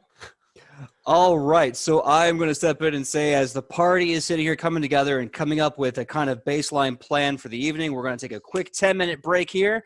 We'll be back at 9:47 for the last half of Nat 20 Productions' Edge of Legends. So far, we've had crazy things. We have Shionibus making a deal with one of the 4 avatars of Kyoma's luck. We have Ilona finding out that now she is supposed to help the headmistress of war to secure some favors for her potential meeting, and we still have to have that hot date. So we come back now at 9:48. We'll get right into all of that. So we'll see you in 10 minutes. See you soon, everyone. Bye-bye. All right, everyone. So sorry, I was just confirming some things, but while we were on our break, literally at 9:46 p.m., this episode, we just got a response from Twitch that we have become affiliated. We are officially affiliated. thank you so much, guys. That was all you. Thank you Honestly, so much for your support. Thank you so much. We couldn't We're have. very, great. very excited about this. This has been Thanks, a guys. huge goal that we wanted to accomplish as a show and a company and a group of friends. And thanks to you, we literally accomplished it 2 minutes ago. And we're only going to keep doing this. So Yeah. Thank you so much. Literally, everyone, thank you. This is Thank huge. you. I salute you. And that's water for anyone who cares. We'll celebrate later with the hard stuff. Hail hydration. Hail hydration, exactly. I will celebrate with some whiskey I have in my room later. That being said, let's celebrate episode Ben 10. Oh my God, I can't even get my brain right. Ben 10's a good show. Let's celebrate Ben 10. Celebrate episode 10 Throwback. with our affiliated status, which again would never happen without your love Yep. and commitment to the show. And we only hope that we can grow the show and the network and everything else. We're gonna cut right back to it, because otherwise I'll gush like an idiot for an hour. So we are picking up exactly where we left off. The group is around the statue making their plan. They have a bare bones now. Zashmaru has the lay of the land after about 2 or 3 hours of reconnaissance through the homeless network. Everyone is present. Does anyone else have any plans they have to make? Zashmaru, by the way, does say he's got information on all of the big important names in town, most of the senators who are still here, locations of interest, etc. Yeah, I got a thing. I want to figure out which senator is supposed to be taking care of all these homeless people. We got a word. Zashmaru just kind of stares at you blankly and he goes, wait, there's a politician who works for homeless people? Apparently I've been doing not. this whole thing wrong. Oh my God. So you say apparently not, and Zashmaru goes, oh, okay. Don't do that to me, number 2. I don't know, man. I'm just saying you got a lot of buildings with a lot of floors, and I'm sure there's some empty rooms. So when you find out who that is, let him know I'm looking for him. If I ever go back to Odeyasu and I find someone in charge of the homelessness issue out in Odeyasu, I'm going to wring his neck because that chicken ain't doing shit. Exactly. I can say that. It's later in the show. Okay, anyway. Anyone else have anything to say for Zashmaru? Anything else? So this Master Dominus, do you know any other information other than what we have, such as his hobby, which is the fight pits and hiking and so forth? Oh yeah, Master Dominus. Hold on, I got to think about this. I have a thing I use to remember everything. Master Dominus has abdominals. Okay, right. He likes exercise. He's a big believer in fitness. He's trying to push for a healthier Adolfon. He's into hiking, wood carving. He's into combat training, although he does seem to have what was that word? Progressive. Abdominals. Yes. Apparently, your abs could be more than 6. Oh, yeah. Do you need some water? You sound a little thirsty. I'm sorry. Oh. Before I run away in shame, I just want to say that Master Dominus is a muscle daddy. Yeah, I also want to see his resume here. It's like hobbies include fight pits. Like the fact that that's just on there is long walks on the beach and fight pits. Yeah. I like to support the environment. I'm a passionate giver to the arts, and I like bare knuckle brawls.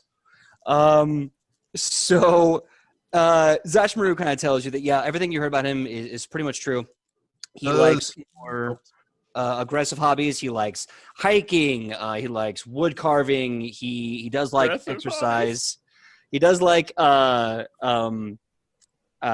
carving and physical fitness and sports and things like that. He also he's currently trying to invest in 2 projects personally, not within Senate, but 2 projects, one being a new theater house and the other being a central fitness facility for Adolfon Prime, so that you don't have to be in the Guard or be in the military to actually treat yourself well. Ugh. Does this Master Dominus perhaps have any skeletons in the closet? I have yet to meet a politician who doesn't. Zashmaru thinks for a long, long time.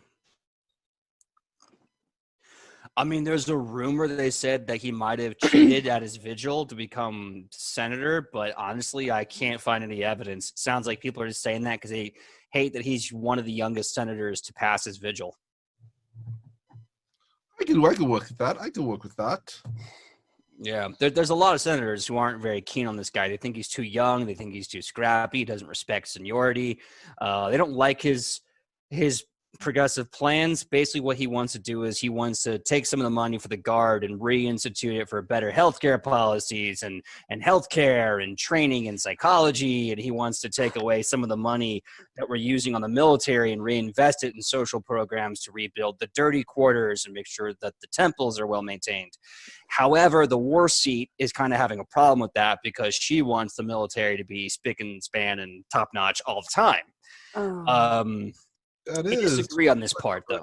That is quite progressive, and I do agree with many of those policies. I could work with that. Can we have Master Dominus in real life? Do you feel the burn? No. It's because he works out. Yeah, exactly. He works out. He does. His abs are very conscious. So what Zash does say is nope, lost that train of thought. He was distracted by the abs. Lufa I was. looks over to Chonobus. Friend Chonobus, as our friend, our Lona here has said, we need these notes perhaps translated. Perhaps you might assist Rufa in translating these notes. Cat. Yeah, sure. This- Yeah, she's you like seem wanting to distracted. be involved, and I'm just You not seem having it. distracted. You seem distracted. Look, seriously, we are all friends here. Your problems are our problems. Let us help. As soon as I figure out what I need help with, I'll let you know. But yeah, Fair enough. Fair enough. I'll help with translating.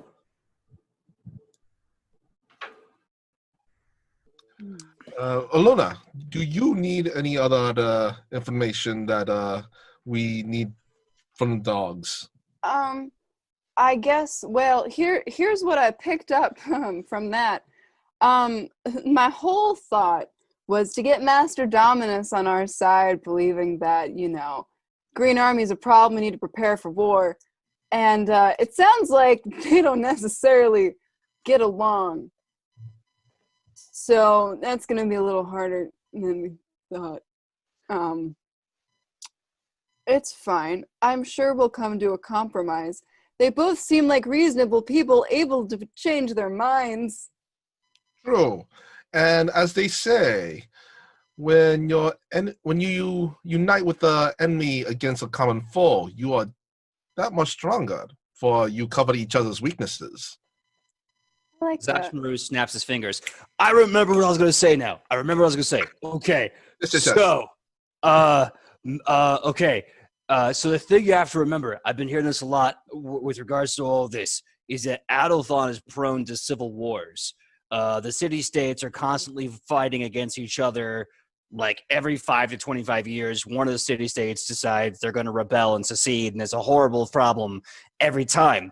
But the thing is that Adelthon's all about unity, unifying the city-states with the capital prime, right? So that's why they always say stuff about like the many is greater than the few and all that stuff. So the reason why I'm saying this is because I was talking to some people about Dominus, and they're saying that that's his big thing. He wants to unite all of Adelthon, including the city-states. Huh? And he kind of hangs out there, like, right? I did good? You did good. You did good. Damn right, brother number one. Lufa takes 5 coins from his coin purse. Yeah, treat yourself and your men to some drinks. I have no idea how much. Like, Yeah, what? I'm still confused on our exchange rates because Currency. I mean, Shionibus had 175 gold, right? Yeah. Yeah. I would love 175 gold pieces in real life. So I'm trying to Yeah. figure out where the exchange rate is from Yeah. fantasy world to where we are now. how Well, much if- would it cost to treat them to some drinks? Well, I'll tell you what. If anyone out there in the chat wants to do the painstaking math of reversing the gold standard into money and to current United States currency, and then reflect that back into fantasy currency, do so in the chat or send us something at Nat20 Productions Official at gmail.com, and we will tell the whole world about your amazing economic map about how the gold standard in fantasy reflects in reality. I just want to make sure everyone understands that PJ just passed off the buck. I did. PJ saw that went, I'm kind of curious. Is this, viewers. is the currency exchange rate the same in a lot where it's gold, silver, copper, or? So in my world, in this world of Edge of Legend, it is just the gold standard being that it's just the gold flat rate, the gold flat. So there's no like copper, silver, gold. It's just gold everywhere. Okay. Yeah. Then Rupa just gives some gold to Zatsmaru then. That would cover their drinks. Because quite honestly, I hate conversion. Mhm. Hate it. If you're like, I have 10 silver, good for you. It's one gold. Yeah. Yep.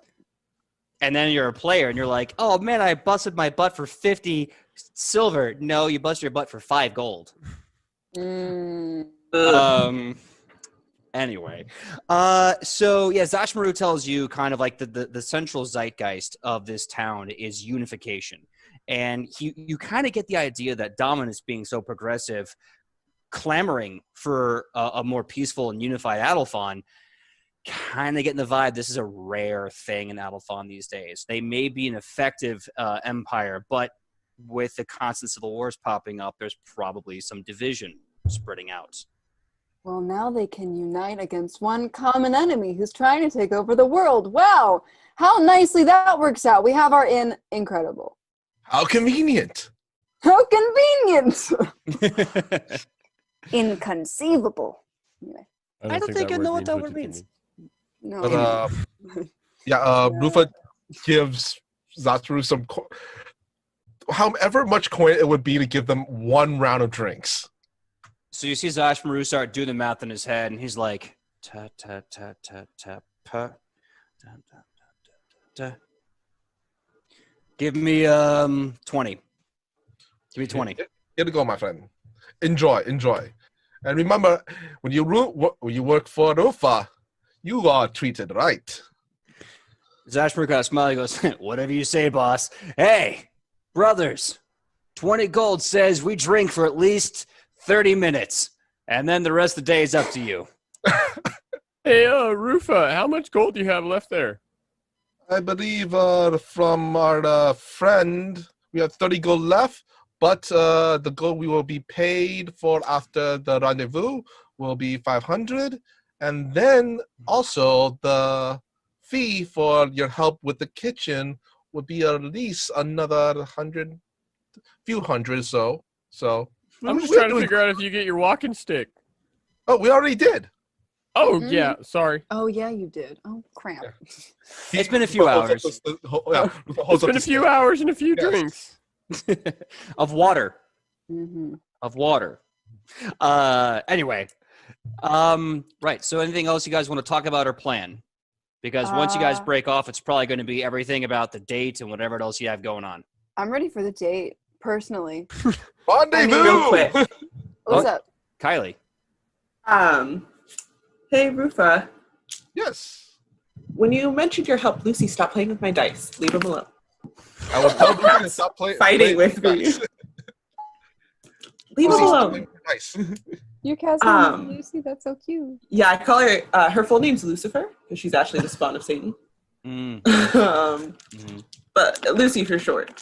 Anyway, I kind of need a favor, and this person I'm going on the date with could potentially solve one of my issues with this. Not God, but Avatar. What is your problem? She's gonna look at the group, take a deep breath, and just. I need his ring finger. Whoa, okay, hold on. That's a big favor. I feel like we all got questions. Yes. I need a ring finger by tomorrow morning. And if I don't, I'm really scared of what's going to happen. Why do we always take on quests or why are we doing things with time frames? I feel like I wouldn't have done it if it was up to me. Believe me. Why does it have to be the finger of Master Dominus? It just has to be someone important, and it has to be willingly. And I was thinking if you could maybe get him drunk enough, it'll just be willingly. Actually, what constitutes as important? It not necessarily have to be this Master Dominus who would preferably keep his finger for we need him for other tasks in the future. Perhaps, Zashmaru, do you know of any important fellows or ladies who would not mind donating a finger? Oh, Zashmaru, sorry. I heard something else. Okay, Zashmaru kind of goes, I mean, You get one of my boys drunk, we can just cut off their finger, call it a game of knifey handsy, but I don't think that's going to really help her out. It's perhaps somebody important, or the fact that he needs to be an important, not necessarily have to be important to a city. Maybe he's important to someone else. In this city. Oh. He has to be. They have to be important to this city. Okay, Oh. Rufa, I know we've disagreed before, but I'm still going to stand my ground on this one. We shouldn't be talking about taking people's fingers. I just feel like it shouldn't be on the table. I agree, but we must help a friend. We must help a friend. If you ask Rufa to help you procure a finger, Rufa will help you procure a finger. No, I'd ask about like a picnic, or maybe point me towards the nearest bar, or Shionibus is the only one I would know of who would ask for a finger. But just say you. What are you saying, Woodward? Need a What are finger. you saying about me? I'm just saying that the people you may or may not know seem to have very particular tastes. We've got a guy who is some sort of mercenary on a boat. I don't know what he's into. He seems pretty mad all the time. Who are your other... No, your other friend is just the guy asking for a finger. Yeah, that's it. You got the boat guy and the finger guy. Yeah, okay, you have a point. That's new. Do you know perhaps anybody in the city who is important and in need of money? Well, I mean, that's kind of the problem with Adelphon. If they're important, then they don't got a need for money. But maybe a disposed former senator, or a someone who owes someone money or favors or a task. Most of the people I talk to about former senators say they tend to retire in glory, or they retire and never allowed to work again. So it seems to me like you're SOL no matter how you hit that well, boss. Mm.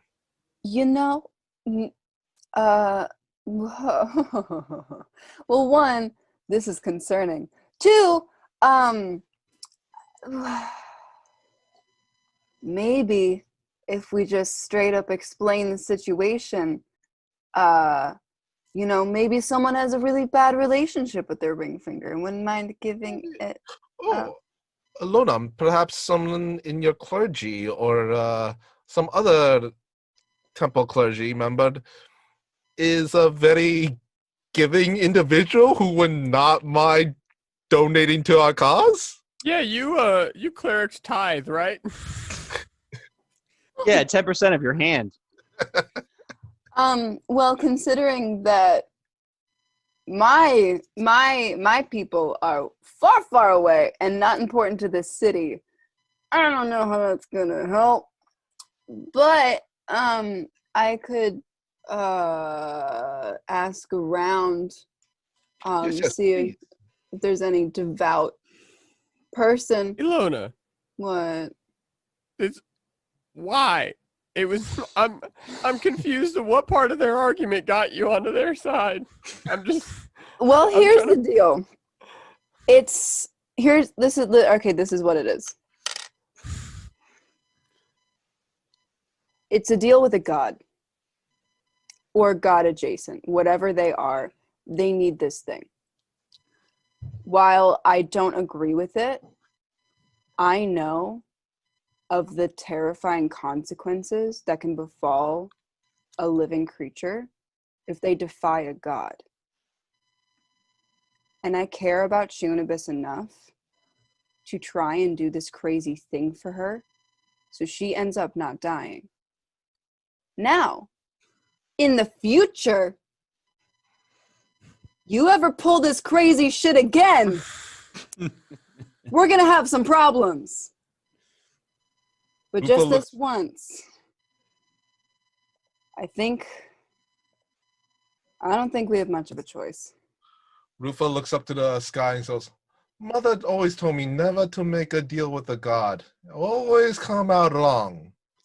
Morel kind of looks dark and he goes, "Yeah, sometimes you don't have a choice though, mate. Sometimes they make the deal with you whether you like it or not." True. But you never go into a situation preferably willingly when it comes to that. No, I walked into this room and he had already had it in mind. I didn't.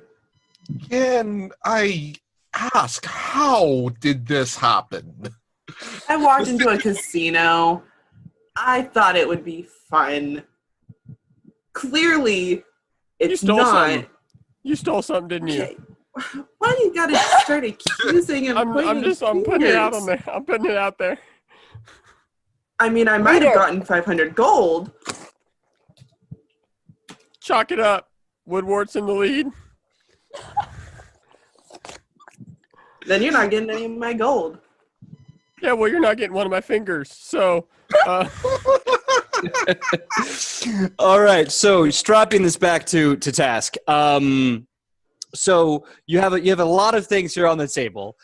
Apparently, I broke Ian with that one. Sorry, I was just trying to like ratchet things back in place. We have the date to prepare for, the restaurant to staff with you three lovely individuals, and I can only imagine how that's going to go. We have the finger to get. We have the Senate to try to vote into action. You have 4 big events on the table, and it's about 10-15 in real life time. So, better start cracking. What's the first thing you're going to do? Not the finger. yeah, let's. Whoops. Yeah, so we'll skip past that part, and I think we go to the date. You know, let the chat like something nice before we end up holding someone down. Rendezvous. Finger. Yes. Well, I will say, if you hold someone down, then you're doing it wrong because it's supposed to be willingly. But let's go back to the date. So Maybe it's a kinky thing. Oh. I mean, look, I'm not going to yuck your yum, but if that's the thing that puts the sails on your boat, then I have some very, very curious questions to ask you. Moving right along. So we're going to fast forward to the date. Rendezvous. The rendezvous, the company. You go to the restaurant, which is called the Olivetum.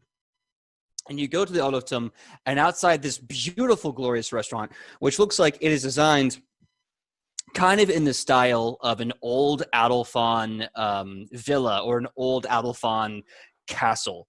It's clear that it is not the case. As you can tell, that a lot of the geography, a lot of the architecture has been done modernly with modern tools and equipment, but it's in the same idea of like, this is old Adolphon. Waiting outside what is now roughly about 5 or 6 in the afternoon this time, or about 1800 hours, you see the secretary, who looks much better now that he's had all these hours to eat and drink and sleep and no longer be hungover. And he's got he's kind of holding this unusual collection of bags in his arms. And he seems very relieved that you showed up. Oh, good. My friend, did you try the buns? They were good, were they not? They were absolutely tremendous. In fact, I had a few, and I knocked off with a bit of bacon and took a nap, and it was great. But to the task at hand, please, because these garment bags are quite heavy. So I have some clothes here for the evening's festivities. He takes a look at the other 3 and goes, I'm assuming the gnome, the half-elf, and the elf are going to be your friends? They are with me. They are with Rufa. Right. Well, he looks around at everyone, and he looks at Shenanigans and goes, I thank you for your patronage, and it is a pleasure to have you here. And you too. And thank you, Gnome. So would you like to look at the outfits I've planned for this evening? They're quite heavy. Yes. Let us put it on the table. Let us choose. Let us choose. Sure. I'll lay these all out, and let you choose, of course, gentleman's choice, and I'll take these 3 individuals, and I'll get them prepped for their job. Let's see what Rufa shall wear for tonight. I wanted an 80s montage. Changing montage. Exactly. Montage. Same page. Yes. All right. All right. You want to take the lead? Shall I take the lead? Or I'll say this. I'll say this. Like, As for music, it's audience. It's your choice. Too sexy for my shirt. Right said Fred. I wear my sunglasses at night by Corey Hart. Or granted, more of a '90s pick, but I feel this song works for every occasion. I can never remember the name of it. I know it's like I don't give a damn about my reputation. Which one is that? I don't know, but I know what you're talking about, and I like it. Everyone does. I can find out. Hold on. I'm just watching chat. They seem to know everything. They do Yes. want Careless Whisper. Alana does. Alana wants. Oh, Joan Jett. Joan Jett is a singer, yeah. Joan Jett, Bad Reputation. Joan Jett, Bad Nice. Reputation. So those are your three choices. Chat, go ahead and shout out whatever montage song you want. Rufa, you have three options, if you will. For the style and culture of Battlethon, imagine these outfits are a combination of high-end fashion Americana set in maybe 1930s, 1940s, turn of the century, and ancient Rome fashions kind of combined. So think like Great Gatsby's a little early, but think like Great Gatsby meets like Rome, the series. And have fun. Go. Okay. First outfit Lufa takes on is a nice little black number. It's a black short tunic. It's kind of one of those, it's like those half tees, and has a nice silver medallion around here with little bits and bobs. Comes with a green shawl, and it's like I said, it's a white short tunic, and kind of I want to say kind of a skirt, and lace up leather boots. But Rufa goes, good, but no. Never wear white after such and such date. No. Next outfit. He changes. This one is a baby blue tunic. A baby blue tunic. This one's a longer one. It's a one piece. It kind of goes right. Stops right above the knee. Black boots, slightly pointed, and kind of a hat with a half brim. So which is basically brim here, no brim here. I saw this in Lazzi. It looks good, but Lufa is not vibing with this. No. Not a vibe. Let's try this. No. Oh, I like this outfit. Oh, yes. Lufa changed to the third outfit, which is a black tunic with silver buttons down the front, black breeches with right where the kind of the side thigh is. It's a little kind of a window piece. A little peaky. Yes, and some antique gold rings on each finger. A black short fez, and a feathered kind of a short cloak, but with a feathered edge around the top. A black raven feathers right here. Yeah, the last one. This one is a mid leather. I want to say high boots with silver buttons down the side, and the toe is slightly curled. Slightly. Yes. This pleases Rufa. And the secretary looks at you and he says, I have to admit that Taylor almost made these three outfits for you. If I'm sure Master Dominus wouldn't be opposed to it, you're more than welcome to keep the one outfit you wore for this evening. Lovely, smashing, out of character. You get a hero point for fashionisting the hell out of that. That was amazing. And if anybody wants interested in seeing more of my fashion stuff, I run Suit Up Geek Out.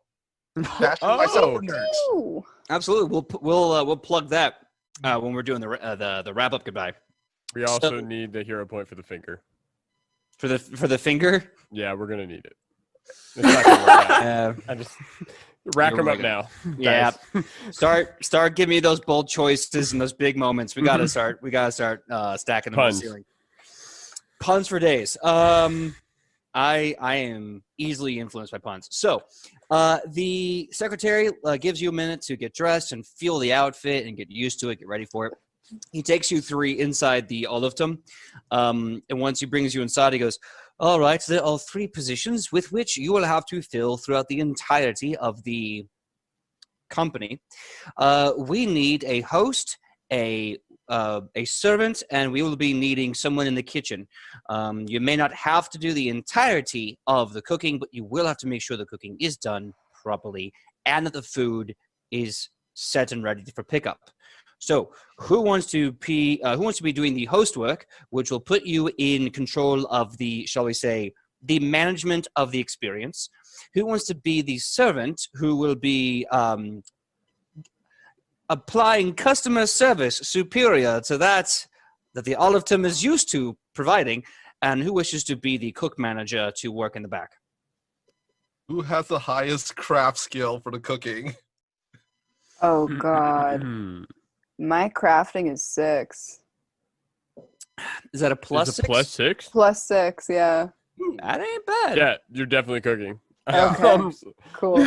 My plus to crafting is 0. Oh. Same. Yeah. Okay. So Alona's cooking.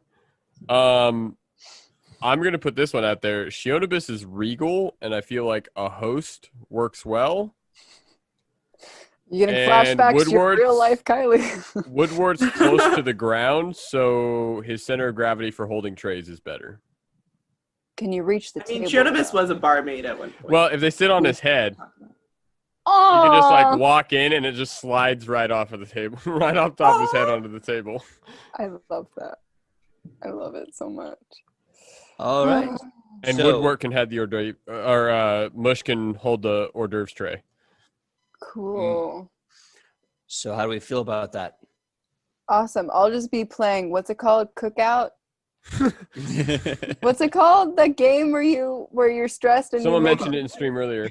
Yeah. You can play a cooking mama. I was like, Cooking Mama? That's exactly where my brain went, was Cookie Mama. Got you. Oh, I don't see the thing in the chat about what the other cookout game is called. Oh, it'll be a Ooh. second. Oh yeah. So the secretary continues. Are we decided then? The half-elf young lady will be the cooking manager. The full elf lady, again, thank you for your presence, madam. It is a pleasure to have someone of your station here. Will be the serving patron? No, host. No, the host. Hostess. Thank you for the correction. The host, of course. Seeing your face first thing while into this restaurant must be a blessing that others cannot hope to achieve. And Mr. Woodward? My name's Woodward, and this here's Mush. Right, Woodward, and the Mush. You will be the serving individuals. Yeah, that is correct. That is correct. All right. You have your places, please. Shoo, go. And again, he bows to Shonibus. And again, thank you, my lady, for taking this upon yourself. It is clearly below you, and we thank you for your time with us this evening. All right, Master Dominus will be approaching shortly. Please get everything ready. This has to be perfect.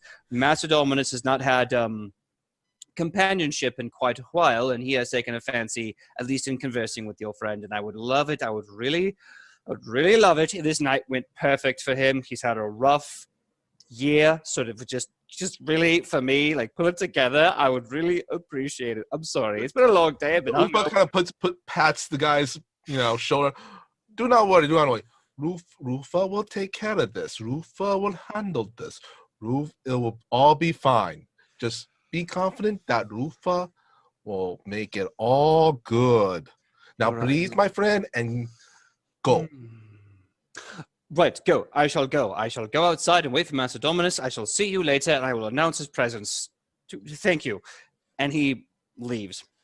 If you Chat guys- says overcooked. Chat said overcooked. Overcooked. Thank you, chat. That's the name of the game, is Overcooked.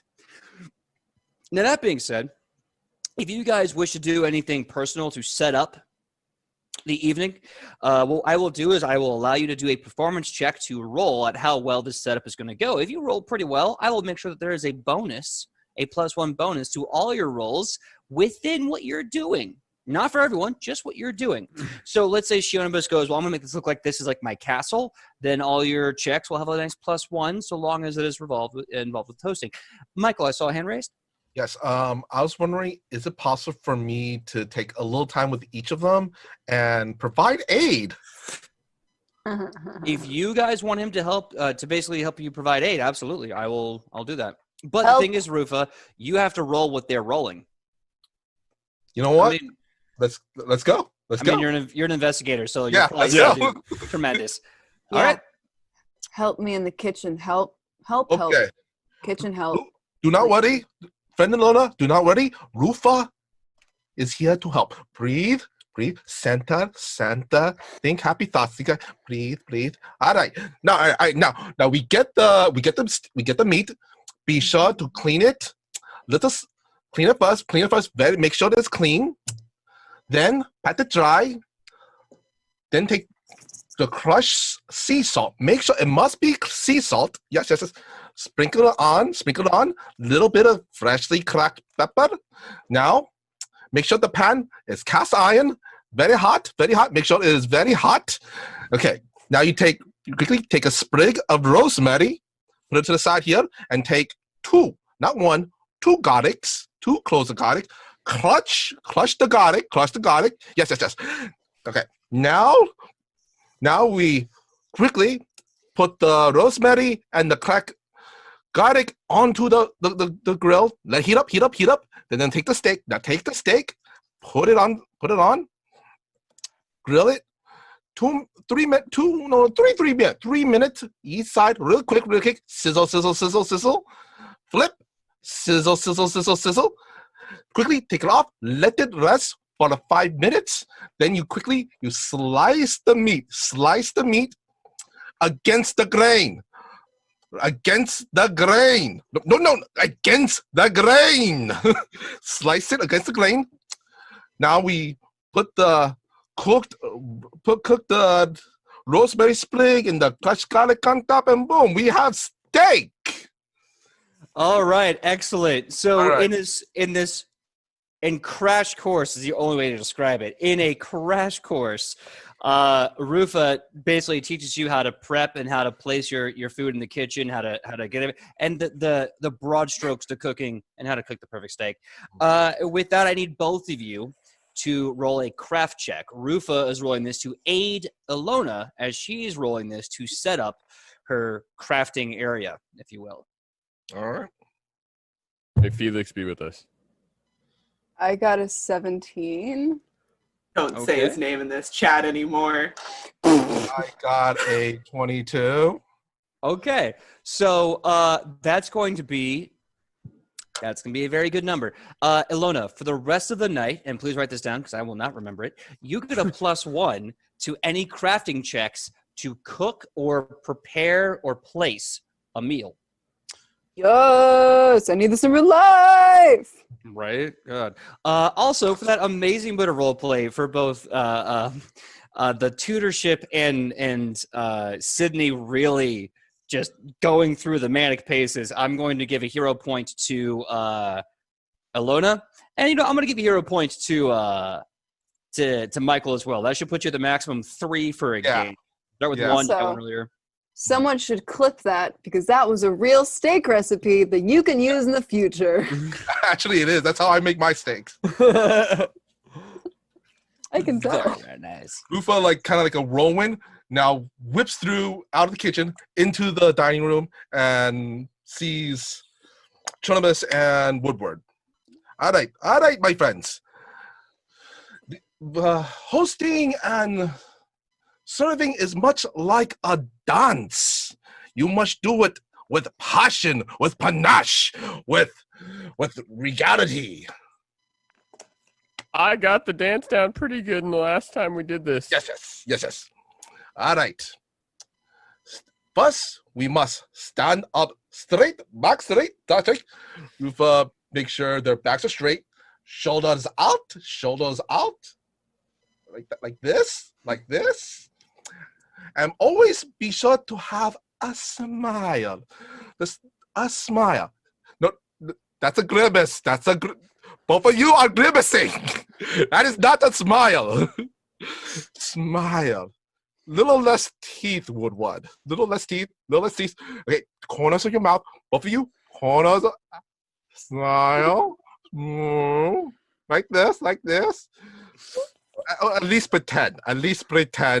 Pretend you are presented with your favorite food, your favorite meal. Chonabas, pretend somebody you just brought it in a bounty that netted you 5,000 gold coins. Where? Stop pretending. Why you gotta get me so excited like that? Pretend. You know how I feel about money. You remember that happy feeling, that warm, fuzzy feeling that spread in your body? Take that feeling and then curl the corners of your mouth up. Smile. Good enough. All right, Woodward, pretend you just brewed the most fantastic hooch you have ever brewed before. This hooch is the hooch for the gods. Yes, that is good. Now, remember, back straight, shoulders out, and smile, and be polite. Woodward, I know you're polite. Shonabis, once again, fake it till you make it. Can we roll? Yeah, absolutely. If you guys are good. So it's going to be something different for each of them because their jobs are going to require different skills. So for Shionabis, I'm going to need a diplomacy check. So that means Rufa and Shionabis both roll diplomacy checks. Rufa's will be rolling to aid you, and that will determine... I'm going to use a hero point. You might not need to. Wait. 24. All right, that's good. That'll give you the +1 to all diplomacy checks. Now remember, that's a +1 to all diplomacy checks. However, if you're trained in diplomacy, you still take that -4 penalty from... You're not trained in it? I'm not. So. The blessing of the ignorant. Okay. +1 to diplomacy check. Dumb luck. Yeah. I got a critical 1. Oh. So it's like, 0 point. Yeah. And it's funny because Felix did say he was the avatar of dumb luck. Dumb luck. Yeah. All right. So, +1 to diplomacy for Shonibus. Now, Woodward, your job is going to be a little different. It's going to require 1 part grace and 1 part mobility and, of course, 1 part charisma. So what I've chosen for this, for you, is I need you to roll a performance check. Okay. Oh, I'm actually really good at that. Yeah, the master dancer should be, like, killing it.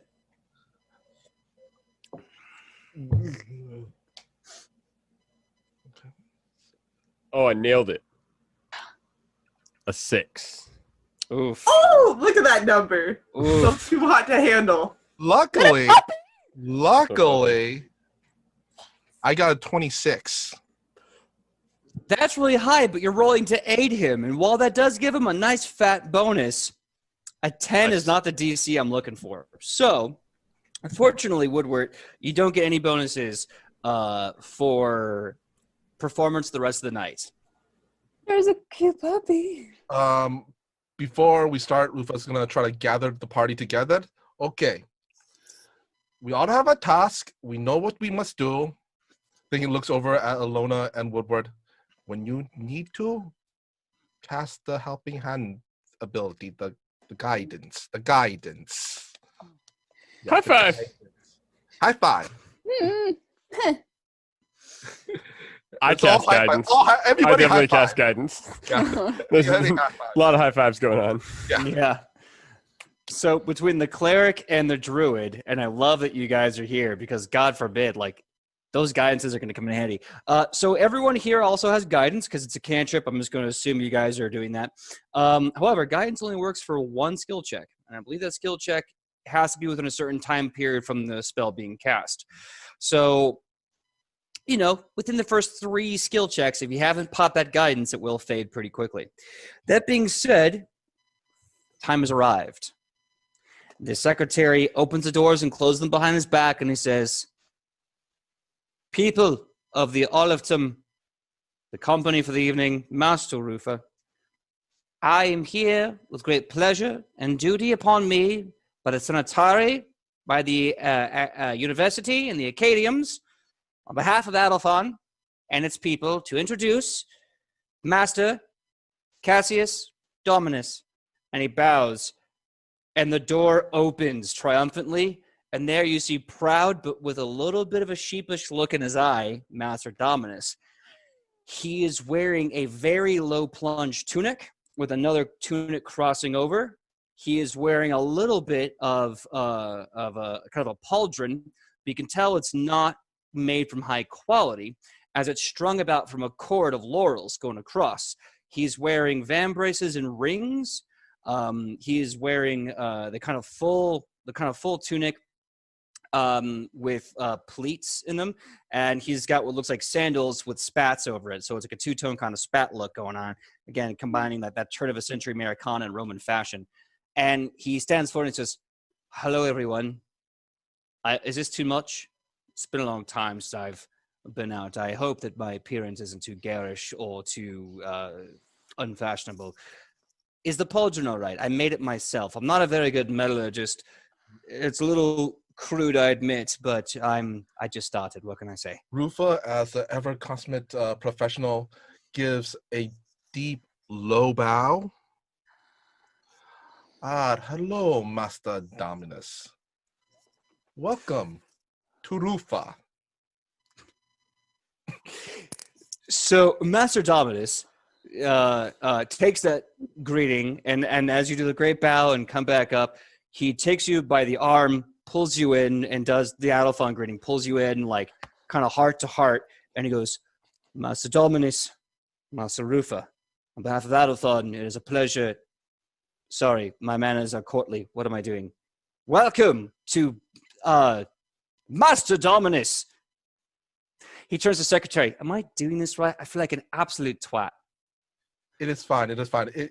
You will get used to it. Remember, confidence is always key. You're right. I must apologize. I'm confident on the sanitary floor, but when it comes to actually matters of civilian life, I pale in comparison to your charisma. Please, by all means, lead the way. I would rather appreciate the guidance, and from what I can tell, the view is not lacking either. Rufa takes Master Dominus by the arm, takes him into the restaurant, pulls the chair out for him. Oh, no, wait. Before that, this, for our evening tonight, is the lovely Chonibus. Chonibus, Master Dominus turns to greet you, and he says, "Hello, hostess. It is a pleasure to make your acquaintance. I trust that you will be owning this night with the level of power and grace that it befits not only your people, but the pride I can see in your eyes." Well, of course. And she like curtsies and like bows her head. Like this is completely like 360 from what you guys have seen from her. Yeah! Rufa looks very impressed. Give me a diplomacy check. +1. I'm gonna use that guidance as well. All right, that's another 1 to that. What's the total? It's not terrible. 21. Nice. Nailed it. So you knock it out of the park. He immediately is just kind of flustered, going, "Oh, if I'd have known there was such regality at the Olive Tum, I would be coming here more often." Woodward looks at Mush, confused. Mush, Dear Chonibus, can you regale us with tonight's special? And she's like, A steak. it's, I believe, one of our house favorites. It's the steak that Miss Alona is preparing in the kitchen currently. Yes. She cooks like an angel. It is fantastic. The meat will just melt as soon as it passes your lips. Very, very good. too much pressure. Keep Chonibus alone. Give me that diplomacy check. Do I still get +1? I still get +1, right? You get the +1 from Cool. Rufa's aid. That's right. Not terrible. That's 23. That's not terrible at all. That's not bad at all. Yeah, your bars are really high. I'm just like, She's that's like, not bad. 38. Yeah, guys, I think I might have quickly failed this. It's a 26. What are we What okay, am I gonna do?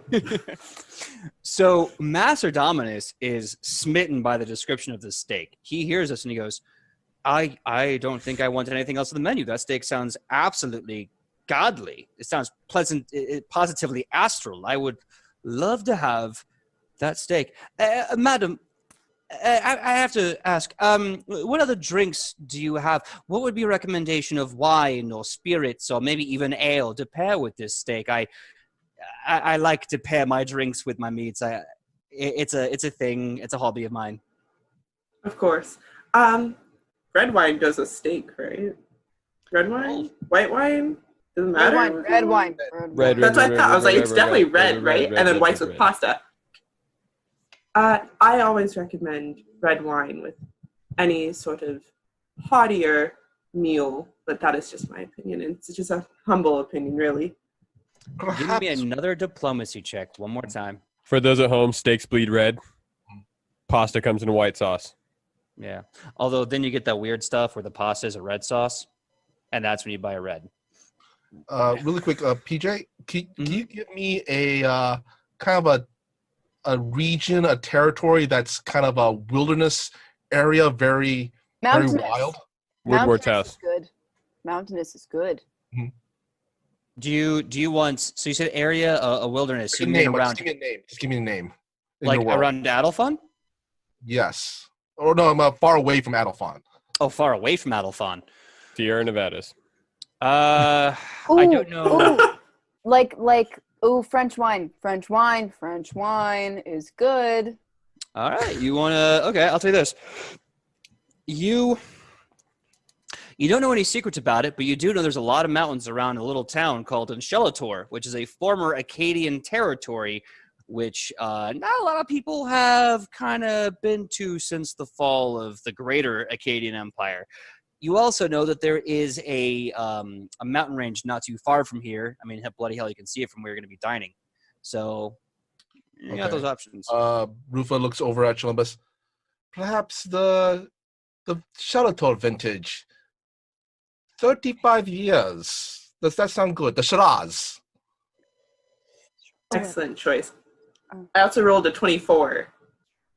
24. Smoking it. And not only is he enraptured by your recommendation, but he now swears that this is the only red he's going to continue drinking. So right now, you're putting in a lot of the legwork to make this a favorable evening. I'm going to say that because of Shonibus, she has created 3 positive strokes in this date. Now we get into kind of a weird dating game situation where if there's too many negatives, obviously the date's going bad. It's going to end poorly. If there's a lot of positive mini game. Mini game. Just don't throw a bunch of jewelry at the pick of their avatar because that's just gross and crude. So dating game, it's going well. You now have 3 strikes in the positive or good favor. And Edge of Legend. Hot in Miami. Summer of Love. Dominus of love. Rufa motion over to Woodward. Mm-hmm. Rufa's motioning over to Woodward. Yep. Oh yeah, he standing comes at over. attention. He comes over. Odd. And for that evening, our manservant is Woodward, and his badger servant is Mush. Gnome servant. Gnome servant, sorry. Gnome servant is Woodward, and his badger servant is Mush. My name's Woodward, and this here's Mush. Master Dominus kind of begins to be courtly again. He goes, yes. I believe I've been introduced to the Mush. I have heard many things about such a fine stallion of a creature. I'll be very impressed to see how a gnome and a badger handles the difficult and intricate tasks of servitude in this restaurant. Center of gravity's key. Give me a performance check. Center of gravity is key. It's so true, though. You got like 5. Ian. Nat 20. Bam, bam, bam. You got the first 20. So with that, I'm going to give you 2 strokes of good for that. With that, Master Dominus begins to ponder the idea. Maybe all gnomes and woodland creatures make for like the truly best servant force you can have because of their low center of gravity. And he even kind of says, my woodland friend, I do believe you posit a very strong thesis about the center of gravity between you and your animal companion. But I have to wonder, though, Rufa's a strapping man of great finesse, but would you be able to hold on to the plates if we order these steaks with the red wine? Oh, I'd have no problem doing that, sir. I have my friend and cohort in my helping tonight, Mush, to handle the food while I bring out the more delicate glassware. Well, before we are seated, let us. Rufa takes off his cloak and gives it over to Woodward, kind of like coats. All right, taking the coats. Having gnomes in your employment, it is very, very fashionable these days in Glatzi. Really fast, Ian, give me a performance check. Flat check, no bonus 1 from the earlier setup, but still. I got a 10. Okay. I am perfectly mediocre. You are perfectly mediocre. So, Master Dominus, here's how it's fashionable to have gnomes and Grazi. Pardon me. I don't know why I leaned away from the mic. It just went with me. He hears this, he goes, oh, I've never been to Grazi. And then once he sees that, he sees that the gnome and the badger are now being dwarfed by your coats. Completely just getting lost in the coats. And he goes, I imagine they do not have coats in Grazi then? Is it a very warm, temperate environment? Yes, it is quite temperate. It is often summer, springtime. Our winters are very, very mild. I understand. Yes, mild winters are always nice for holidays. Please, Mr. Woodward, the mush, please lead us to our table and do be careful not to bump into anything. I understand that some things are just a little larger than your frames. I apologize. I think Woodward says something, but it's muffled. Yeah. If assuming by him walking away, it is something along the follow me. I think Woodward is a sensate gnome. Huh. So I have imprecise scent. Mm-hmm. Was the table set up with any sort of bouquet or flowers? No one told me the prep that there was. Yes, it was. Oh. All right, I'll tell you. Okay, flowers, streamers, glitter, the whole shebang. Okay, well, if we're going to lie like that, give me the diplomacy check. Oh! Oof, every time we read Kylie. 18. 18. Yes, it was. It was a darn nice 19. job. 19. My bad. Even better job. So you do smell not only the burning of a candle, but you also smell the fragrance of rose petals and everything else Shonabas mentioned. Okay, so he's going to head towards that scent to the best of his ability, having to try to look over these coats. Okay. I don't know what you want me to roll for that. Normally, I would make a perception check. However, your duties are based off your performance, so I want you to perform this time. Okay. And do I get that +1? Unfortunately, it wasn't there from the start, but since you have the sensate, I'll give you a +1 for that. And I do have a hero point. And if you need to roll it, I recommend because rolling I started. it. Okay, great. And we're here. Yeah. Cool, I rolled the same number. So I got a 7. Okay. So you lead them eventually to the table.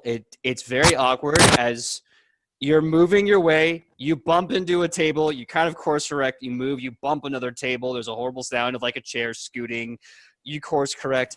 And Rufa, you can see Master Dominus being very polite and understanding, but a little frustrated and really concerned for the safety of this poor gnome. But you do get to the seat. And Master Dominus is very polite. He goes, "Thank you, Mr. Woodward. Your duties are being done dutiful. You may go. We will call you back when we are ready for the first appetizer, or for the first portion of the meal." Oh, there's going to be multiple. Very parts. well, sirs. Oh, Woodward, friend Woodward, if you can you bring in the item? Yes, of course. So you pull out your seats, you sit together. Eventually, the stick is brought back. I'm assuming it's the stick that you're talking about. And yes, give me a Rufa. Give me a diplomacy check with a big fat bonus, big +4 to that. Oh my. Was it Plus performance, four, right? a stick. Diplomacy, I think I said. Okay. You can do either one. I think for you it's about the same. Yeah, it's literally the same.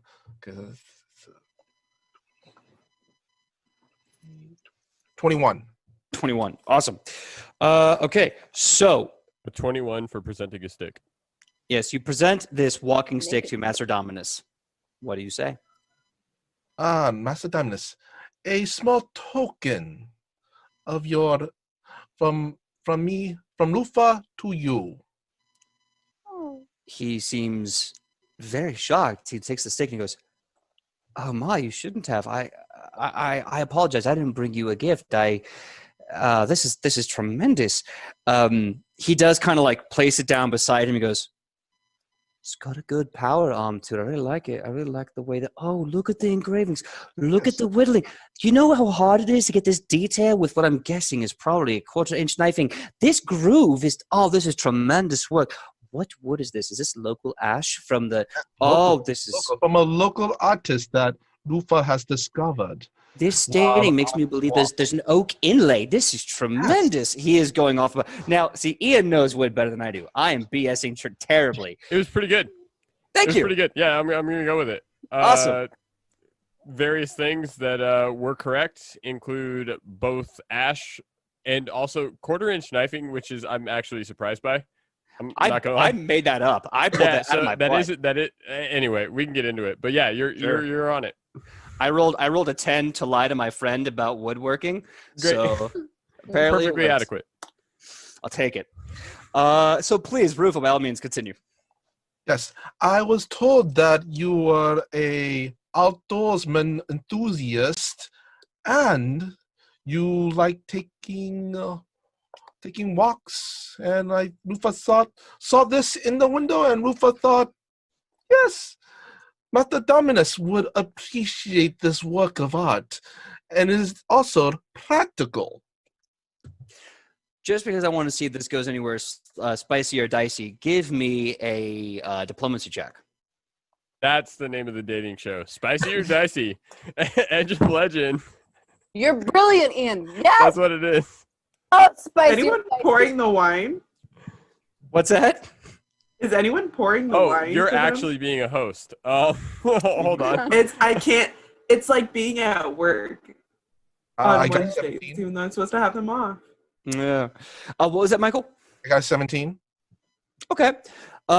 He looks at the stick. He goes, "Wow, I normally walk alone, but this stick it's like there's another man walking right with me." Perhaps Really one is. day Rufa could join you on your excursions. Spicy. Yeah. Gone spicy. Yeah. And he continues to say, "Well, I don't know if we wish to have another companions chat, but if you ever wish to talk and walk up the mountains, I leave pretty early in the morning, and if you can handle me up the mountains, then we will surely go so again." Perhaps Rufa could teach you the yoga that we do in Glatzi before each morning as we prepare ourselves. Very nice. Shionibus, it's time to present the wines, and Ilona, it's time to cook the appetizers. Oh no. Yeah. So what I'm going to need is Ilona to cook the appetizers with a check, and I'm going to need Shionibus to prep the wine with a performance. You know what? I'm making spinach puffs. Ooh. Oh. All right. Crunk, is that you? Oh yeah, it's all coming together. Oh my god, and not 20! What? Hey! Yes! Second one! Second one of the night. Look, we don't call us not 20 for nothing. That's right. And also just got in the chat that we got a raid from TPK Roleplay. Thank you so much for joining us, guys. Thanks so much. Thank you. Thank you. Yay! Yeah, you guys picked a heck of a night to do this. We just got affiliated like about an hour ago, and now you're here on a very spicy date between Rufa, the dance master and dance teacher extreme, and a local powerful senator who took a fancy to him after a few drinks. Master Dominus. Master Oh, Dominus. So, the puffs are immaculate. For someone who is going off of like a 30-minute crash course, these look pretty darn good. They look tremendous. They smell great. Shionibus, you have to pour the wine. How'd that wine pour go with your diplomacy check as you're, I guess, delegating the wine into the glass? Pour on the glass. Oh. Breathe. Diplomacy? Yes. I thought it was performance. All right, hold on. Your diplomacy. I'm going to use it. Diplomance that wine. Yeah. Get that wine ready for negotiation. That's an 11. Ooh, there we go. Okay, But I can't afford to use my hero point because I need it for the finger, just in case. So you start pouring the wine, and it is an uneven, sloppy mess, and it is hard to tell whose wine is supposed to be for who. Granted, yeah, one glass is filled very high. One is just below medium, and it's like you show up and you give Woodward this rack of wines, this tray of wines, and Woodward, now you have to present the wine to... Can I try to even them out real fast? No, unfortunately, slosh. you pour it and you're like, whatever. I want to pass the wine off. Mm-hmm. Woodward hands the more full glass to Rufa, and I'd love to take a quick glance and a wink to Dominus. Okay. Okay. With all those subtle notes being said, Michael, are you okay with these subtle notes kind of being put out there? Sure. Why not? All right. If you're uncomfortable, if you're like, listen. Yeah, that's totally true. Right, I can also spill the glass. That's well within Woodward's wheelhouse. Spill the wine. Yeah, Take that girl. Sorry. Yeah. Okay. Well, Michael, if you're okay with that being. I'm still good. He can drink to his fill. Okay. So Woodward, I'm gonna need from you a performance check. Yeah, this is where it goes wrong. It all works well in theory. I don't know why I'm holding up my sheet. I get a 0. Can I? I got an 8. You got an 8. Oof. So is that with the plus? That's not with the +1. A whole 9. Either way, because unfortunately you didn't get the bonus when you guys were rolling for the 8. Oh, absolutely so not. It's not going to be Of going course. through this scene. So you kind of place the wine very briskly with Rufa. You place the other one. You do the wink, and as you do, Dominus is kind of looking at the gnome, looks at the wine, looks at Rufa, and goes, "Is it?" Do I not need worry. to roll? Is He's this- still learning. He is still learning. All right. I don't want to be rude. I apologize if I'm asking too many things. Are you a lush? Do not worry. Do not worry. And we moved to Dicey. It's all fine with Roof. And then Roof actually, he actually takes one of the roses on the table Mm-hmm. and just casually for him, but also he kind of makes a show of it, kind of tucks it in over on Master Dominus' tunic. Okay, give me a diplomacy check on that. Since they're the same, do you mind if I just say performance? They're the same number? Because Sure. I said he's making a show of it. Sure. I heard that and I was like, I think he wants performance. Yeah. Go right ahead. I'm like you said, it's the same bonus either way. So Yeah, the same. They're both 6. yeah, pick your poison.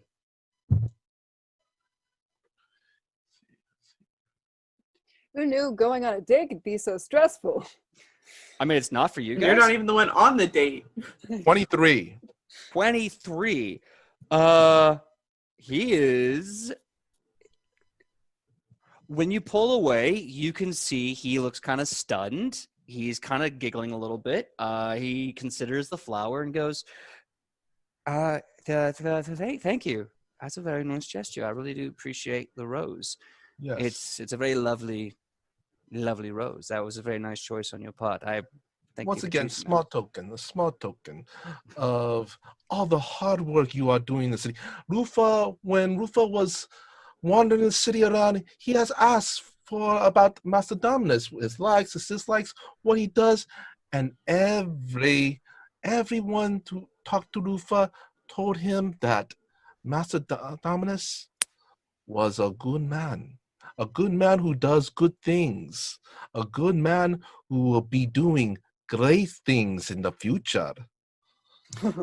Master Dominus kind of stiffens up, and you can see a sense of pride kind of shoot through his spine, and he goes, I do try really hard, and I think that Adelphon deserves new opinions. Yes. Let me ask you, Rufa, how do you feel about violence? I personally, well, let me ask you first. How do you feel about violence?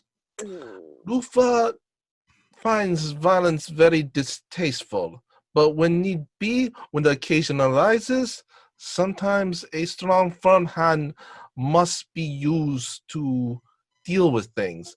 But with such a strong hand, you must also use your other hand to make sure the hand you are strong with does not overstep its bounds.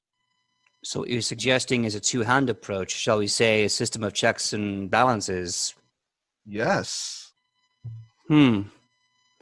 Interesting. So not just one program, but a series of programs designed to create a cycle to make it even. Fair and just are just two different sides of the same coin.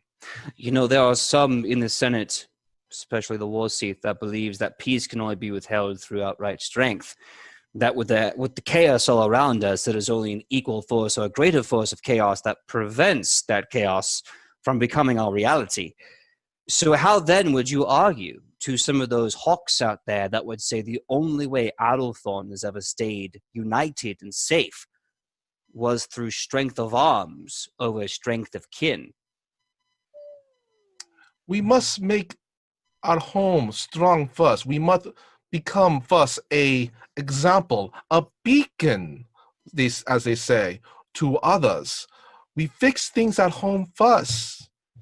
But also we also must make sure foreign policies must be treated with a strong but feather-light touch. Give me a diplomacy check as you begin politics. While that happens, we have done the presenting of the wine. The spinach puffs are ready. So that means I'm going to need Shionibus to ready those puffs, and I'm going to need Woodward to present them. So, Shionibus, give me that diplomacy check for presentation and how diplomatic these puffs are going to be divided amongst these two men. Don't mess on my spinach puffs. I worked so hard on those. 23.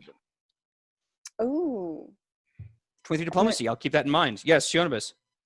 27. Damn! Always Ian. one-upping me. Always one-upping I me. got a 16. Wow. And you got a 16. Not bad. Okay, guys, you're killing on this date. So the appetizers arrive once they're set out and plated. As a hostess, you're making sure they're perfect and they're great. You give them to Woodward. Woodward, how do you present them? You, Mush, both of you. What are you doing there? I think since it's a single tray, Mm-hmm. Woodward's going to take it out himself. I think to make sure that it doesn't bump anything, he is going to carry it above his head because that will be at table height. Mm-hmm. And he will try his best to do some sort of curtsy as he lowers the tray onto the table. All right, Master Dominus is impressed, and as you slide effortlessly this tray right on board, you can see any real doubt he had about a gnome servant is completely gone. He's like, low center of gravity. I see what you mean now. Meanwhile, your 23 diplomacy, Michael, you begin to talk policy about war versus peace, about social programs versus military spending and budget cuts and a bunch of heady political stuff. And at the end, you kind of see Master Dominus goes from a very upright and very, proud position, and he starts kind of leaning back with his legs in the figure 4 and his hand resting, and he's really considering your points, and he's really engaging you. And you guys are going tit for tat about like old books and old poems and history and war stories. And it's like every time you mention one, he's like, I've read that one. And every time he mentions one, you're right there with like the follow-up. So you're having this amazing first act of the date. And he is enthralled by your ability to talk politics and history. And he's enthralled by these amazing spinach puffs and amazing service. These spinach puffs are just utterly delightful.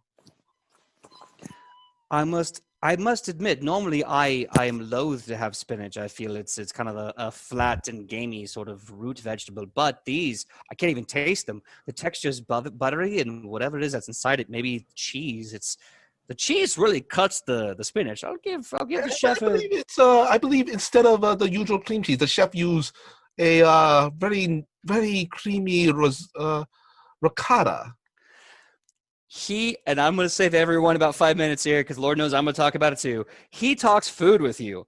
Give me a diplomacy check about talking food, because I know Michael and PJ can be like, let me tell you about frittatas. You don't even know. Like it's gonna take off. Eventually, we'll have to host a show of At the Dinner Table. Is that on a 20? Yes! There it is. My God. Okay, you guys are crushing this. Just like Michael would. Yeah. Rufa.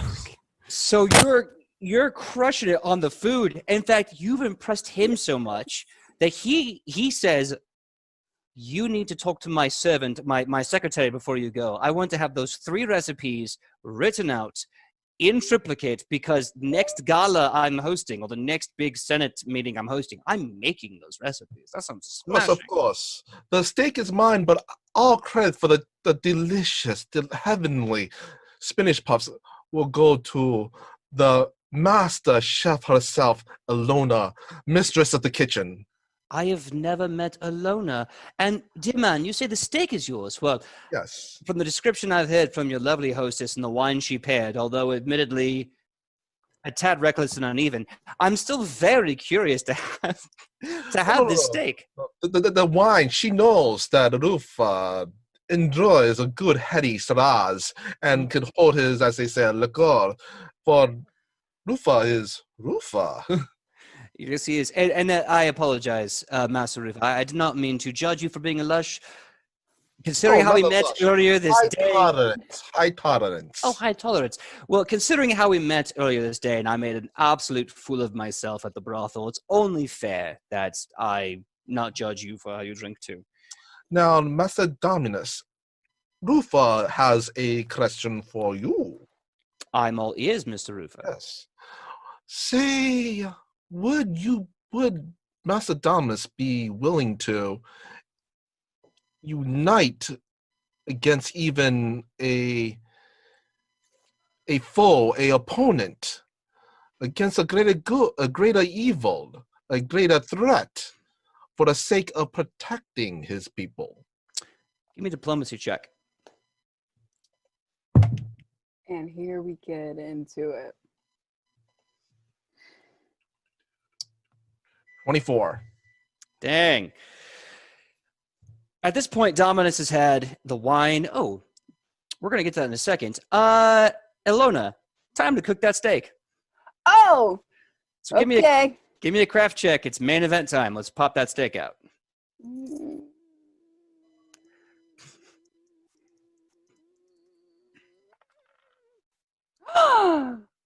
Oh my God. I got a 27. Hell yeah. So, 27 on the steak. Shonibus, it's time to plate and divide that steak up. Give me that diplomacy check on how you are purposely portioning and positioning this meal.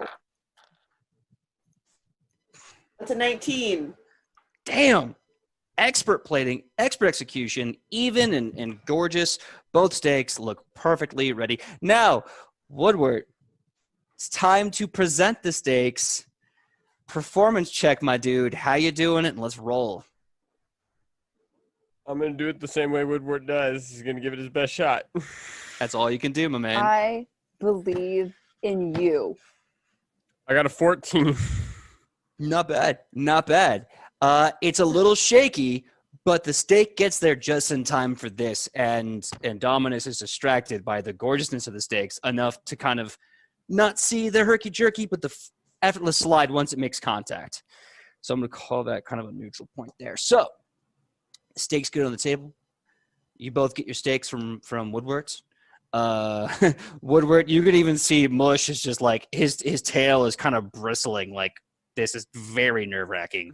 Don't drop that meat. Can I have some of that meat? Like you can see like his kind of nose kind of prongs the air with the steak set like, but I want it. So Rufa, the steaks are served. Ilona and Shenanigans did an amazing job. Woodward got it to the table without a major catastrophe. I will be right back in 2 minutes. Discuss amongst yourself what your next part of this plan is. All right, so Okay. Yeah. I'm really worried about anything I have to do. Like that, I feel like I'm barely holding this thing together at this point. You're doing a great job. I have a +0 to my performance checks. Do you think every time you could stop by the kitchen to maybe get a little guidance? Yeah. Yeah. Like, Yeah, Wait, is I it got you. okay? Hold on, we got to look that up because I'm wondering if the guidance is one of those things where it's like, is it one of those things where if someone's been affected by it, they can't be affected by it for another 24 hours? I don't think it's 24 hours, I don't but think so. I don't think so. I think that enough would... time has passed between your first guidance and now. Definitely. Let's Uh, see. I mean, we're in the second half of the rendezvous. Okay, and we're back. Let's 30 double check. In the meantime, duration until the start of your next turn. Like, while he's gone, what did I miss? we're going over how guidance works because Woodward is going to come to me in the kitchen before he goes and does stuff. The target I was gonna chooses ask you which to help. roll to use the bonus on before rolling. If the target uses the bonus, the spell ends. Either way, the target is then temporarily immune for 1 hour. Oh, 1 hour. Shoot. Maybe That's pretty because rough. we did the guidance really early on, and I would think an hour has passed within this date. Yeah. By now. Yeah, Reapside Yeah, did one. say that he was wondering if I could use it on the guidance on myself, being a druid, and that I think that's a great idea, but I think it's due to the hour time limit. It's the spell, not who casts the spell. But I think the hour has passed since the beginning because they cast guidance before the date, actually. Yeah, before he arrived. Yeah. And apologies for my lack of presence. I've had 3 giant glasses of water and a coffee. Sorry. So is that one more? So has an hour passed since my last guidance? Yes, it has. Great. Okay, so I need one of them good old kitchen high fives, run by the kitchen, and I don't know if can you target yourself with it? With guidance? Target one creature. Yeah, you're a creature. Oh, or also, what about aid? Actually, we should look up Face aid. slap. Because Self motivation. No, I was thinking maybe Chonobus could give you aid too. So +1 from guidance and +1 from aid. Eyes from above. Yeah. Since she's taller. Yeah. All right. Well, the thing is, aid has to be applied to a specific role happening in the moment, whereas guidance can last a little while. So he'd have to be doing the exact thing that she is going to be helping him to do. So Well, they're both in the same room right now. They're kind of in the same vicinity of each other. So well, either way, we'll say this. We'll get to that moment later when that time comes. Right now, it's still on that 23 diplomacy with Master Dominus. So the steak has arrived. Master Dominus takes one bite of the steak, and you can see him physically melt as he bites into the steak. He takes the wine and sips it with the meat, and he goes, You know, the chef and the hostess, they weren't kidding. I can taste so many flavors and so many textures. It's buttery, but it's dry, but it's wet. Oh, I'm sorry. You're talking about The marbling. It's the marbling of the fat with the other steak. yes. Kind of sugar, buttery and warm. Yes. Yes. But you were asking me about what was it again? I'm so sorry. I completely forgot. Would Master Dominus unite with the opponent against a greater threat for the good of his people, even if Master Dominus does not necessarily agree with his opponent? His face kind of becomes more dour and dark and serious, and he kind of puts his elbow on the table, kind of losing his figure four, and he goes, "Well, my friend Rufa, you've challenged me tonight. You've opened up to me about history and politics and policies and war and the likes, and I thought we were just having a quandary that maybe I could struggle with myself later, but now you've called me out on it. So I have to call you out on this, sir. Who is this person that you're speaking of?" Rufa just puts his hand up for a moment. Let me first introduce you to the mistress of the kitchen. Hmm. And then he asks Woodward, "Could you please, friend Woodward, could you please bring Alona to the table?" Of course.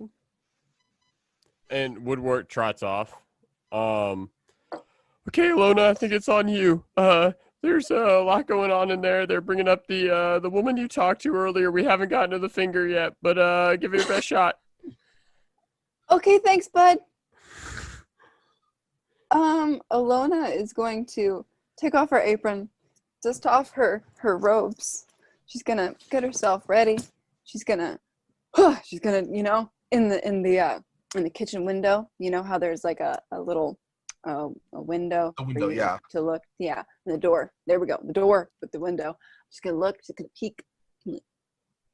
Alona, hold on. What? High five. Yeah! I got guidance from Woodward. Yes, So- you did. With her renewed confidence because she just got support from her friend, Alona's going to walk out there and try not to feel like she's dying. So you walk out to the table and you see a combination of what looks like the perfect evening and a mixed message in Dominus's body language and face. He's very presenting towards Rufa, but his face is very dour and serious. You can tell he's almost like in court mode again.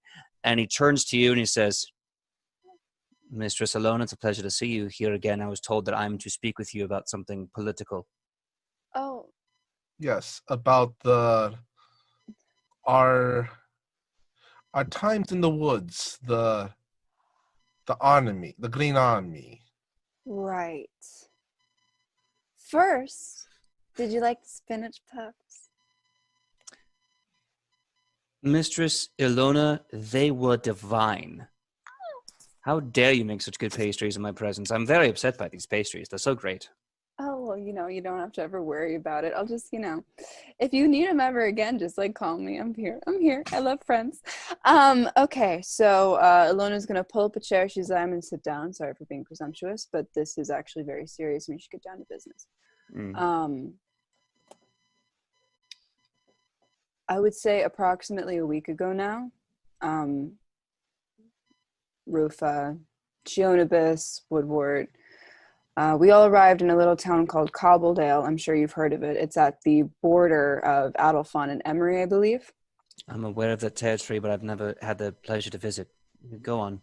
Quaint little town, very nice. When we arrived there that day, unfortunately, Cobbledale was attacked by a seemingly incredibly strong force.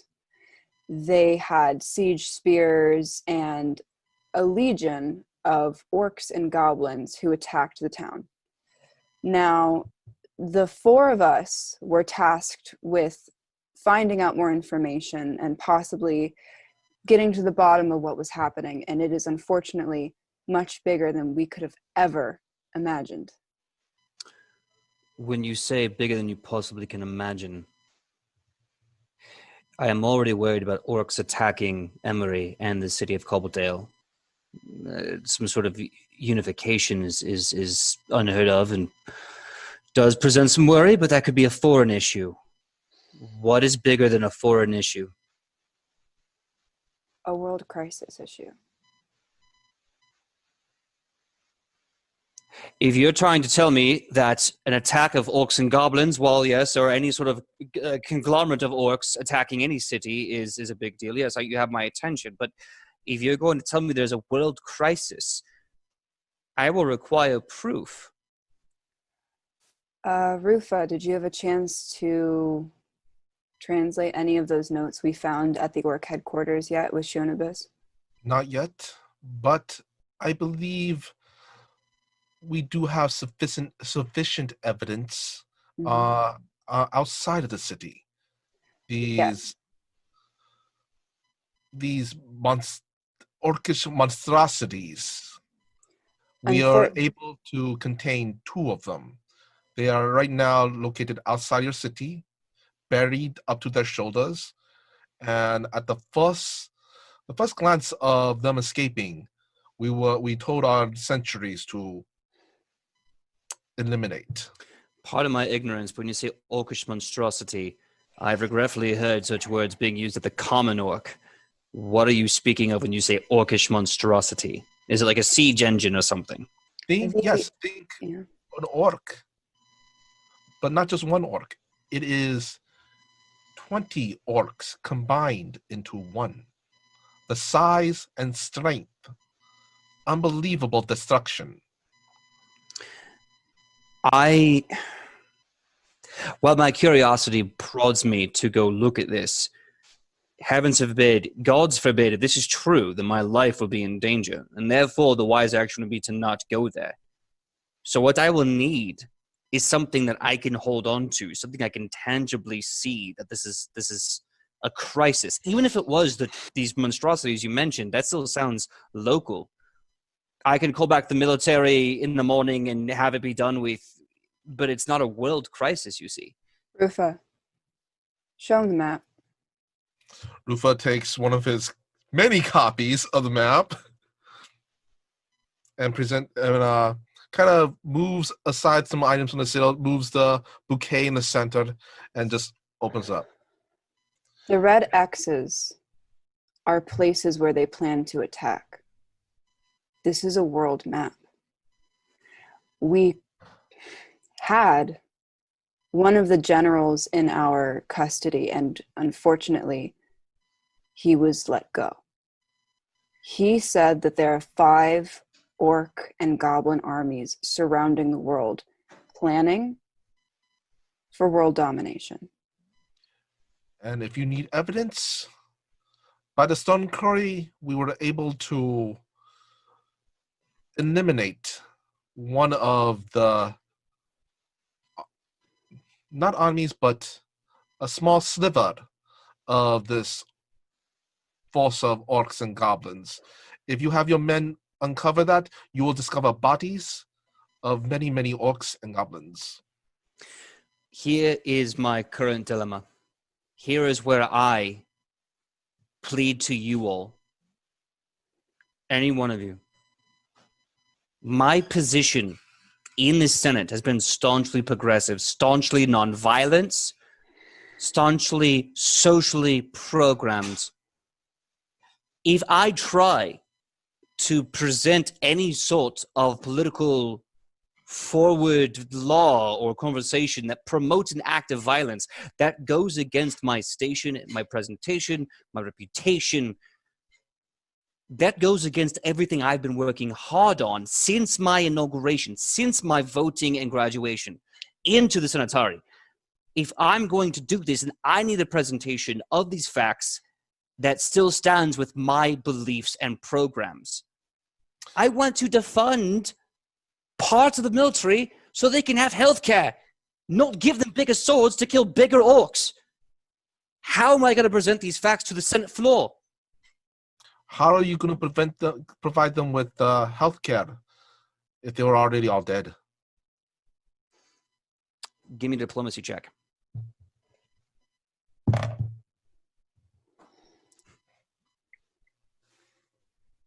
Not 20! Yes! Ah! Great. Right. Clutch. Heck yes. Clutch. Oh, I was gonna say too. There's some added game stuff I'll tell you about in a minute. So, you nat 20 your diplomacy check about what good is healthcare if everyone's dead, basically. Wow. And you see him have this dead-faced epiphany. He's quiet for the heaviest 60 seconds ever.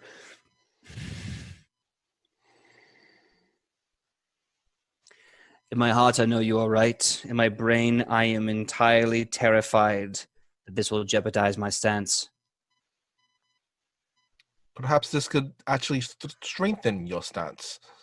Alona, your senator friend, Matt is, I believe, a opponent of yours, Master Dominus. Imagine if you stood shoulder to shoulder with someone you opposed against a greater threat. Just how much stronger your cause is. How much more important you stand against a common foe. In Adelphon, we prize wisdom, logic, the data of observation to be the guiding stick of what is right. Philosophies, art, these things embody, these things embolden the spirit that hungers for this data. What I can honestly say with my years at the academy, the universities, my years of the vigil, my months of being a senator is that when you are right, you are right. My friend, Master Rufa, you have graced me with a great meal, wonderful company, and you have graced me with what is truly right. As I say, you do not go out with Rufa, you will experience the Rufa. This is truly an experience I will not forget for a long time. I expected to come here, maybe flirt a little, discuss poetry and history. I did not expect to break bread with a great man, his great staff, and prepare to make the worst allegiance I could ever make. I assume by your friend you speak of the War Council, Yes. the Magistra? Yes, and we beseech you for the audience with it was the ice queen. The ice what's the ice thing? Ice Queen? Ice Queen. The ice queen. Give me a diplomacy check.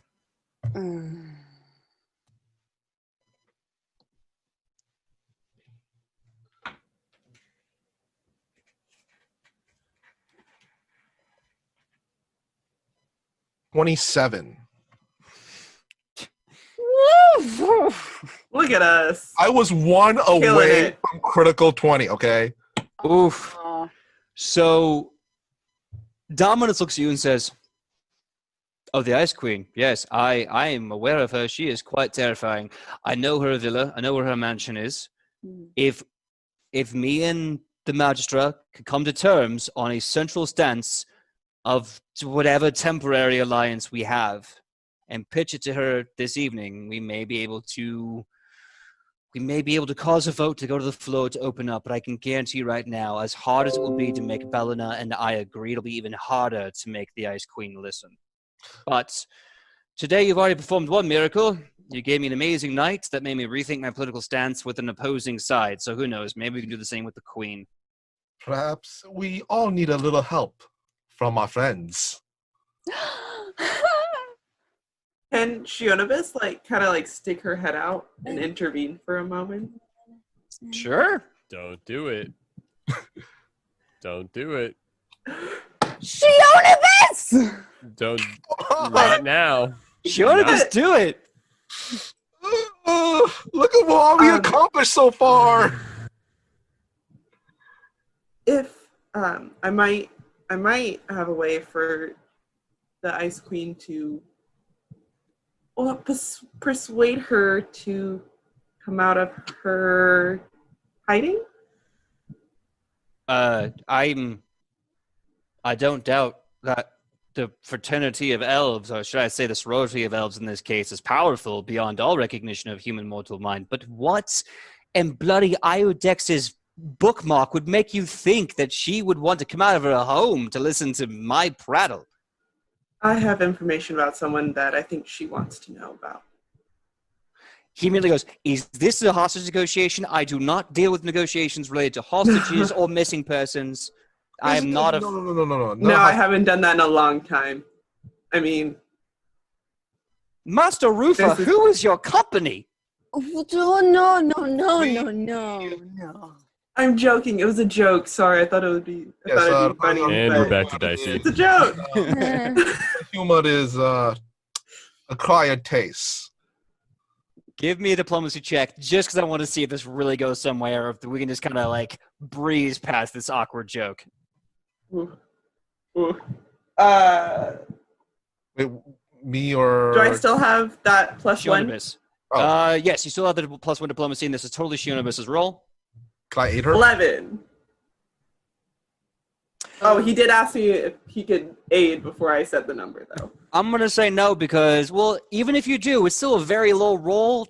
Even a +4 is not going to save it. Even I'm calling that. Yeah. It was a rough roll. Right at the end. He did say it before I rolled it. So, I have to do a quick tally because, like I said, the date's pretty much over. Business is what it is. So there's a magic DC, a.k.a. the number of good strikes you had to have left at the end of the night to see that this would end favorably. I rolled. That number was 16.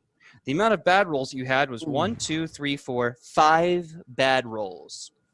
Now, what that's going to mean is that's going to subtract the total of good rolls.